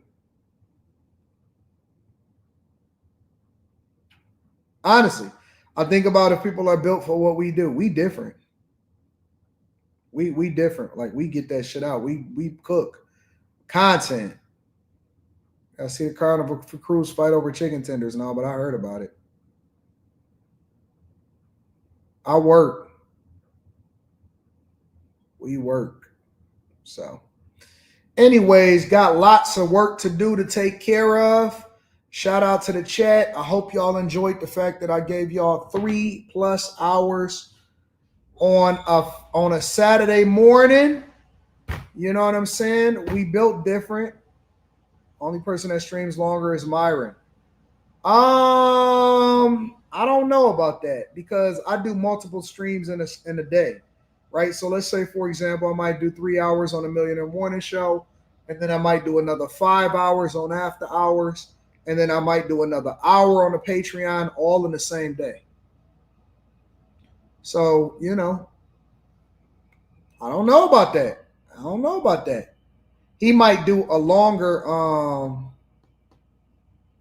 one longer stream, but I don't know. I don't think nobody work as fucking hard as me. And I love Myron. Act got you beat? Because Act ain't consistent. Act be missing sometimes. Act be missing sometimes. Act could stream a long time in one day, but Act don't really stream as much as he should, in my opinion. Shout out to the chat. Shout out to 50% Simp. Shout out to 50% Simp. I appreciate you, big dog. Because, see, here's the thing. Here's the thing about me, though. Here's the thing about me. Is that I'll give y'all 8, 9 hours worth of stream in a day. I'll give you 8 or 9 hours of stream in a day, and I'll drop 36 videos on top of it, separate from that. And that's the difference. That's the difference. I'll give you 8 or 9 hours in a stream, and then I'll also drop videos on the After Hours channel, on the Millionaire Morning Show, and then I'll drop new content on the Anton Daniels channel. And I might drop a fucking vlog. And I might live stream on Patreon. So I don't think nobody fucking with me. I don't think nobody fucking with me, bro. Nobody. I don't care who you name. I don't think nobody fucking with me. And so whatever it is that I get out of this game, I earned it. Whatever I get out of the game, I earned it. It's because I actually earned it. So shout out to y'all. And then shout out to the After Hours crew. Shout out to Q. AC Reviews the World says, for the grind, AD, I appreciate you, bro. I appreciate you. I don't think nobody, and I'm going to be also honest with you on this front. I don't think nobody put on a better show than me. Give a fuck what the numbers is. I don't think nobody is better as an entertainer, as a streamer. It is more, I don't think none of that. I think that you, as whatever it is that you do from a business perspective, you should actually believe that about yourself. And that's what competition is. All right? All right, y'all. I'm gonna go into the Patreon at some point today or tomorrow morning, and I'm going to set up a live stream for part 2 of Stock Club for tomorrow. Not sure exactly what time that's gonna be, and I'm gonna be working. I'm gonna be working in the studio. All right. Listen, I love y'all. I appreciate y'all. Shout out to Mika. Shout out to Molly. Shout out to the chat. Shout out to Tiffany. Shout out to Dwight, Scott, 50% Simp, Josh, Five Brown, your car, Sonny, everybody that tuned in with me today. I wasn't expecting for all of y'all to pop in. I thought I was going to be able to do a low-key stream, but then I started seeing 2,700 people in here. I said, what is going on? What is happening? Y'all really rocking out. All right, y'all. Again, I'll be live streaming tomorrow on Patreon. And I got work to do. I love y'all. I appreciate y'all. I'm going to holler at y'all later. Peace.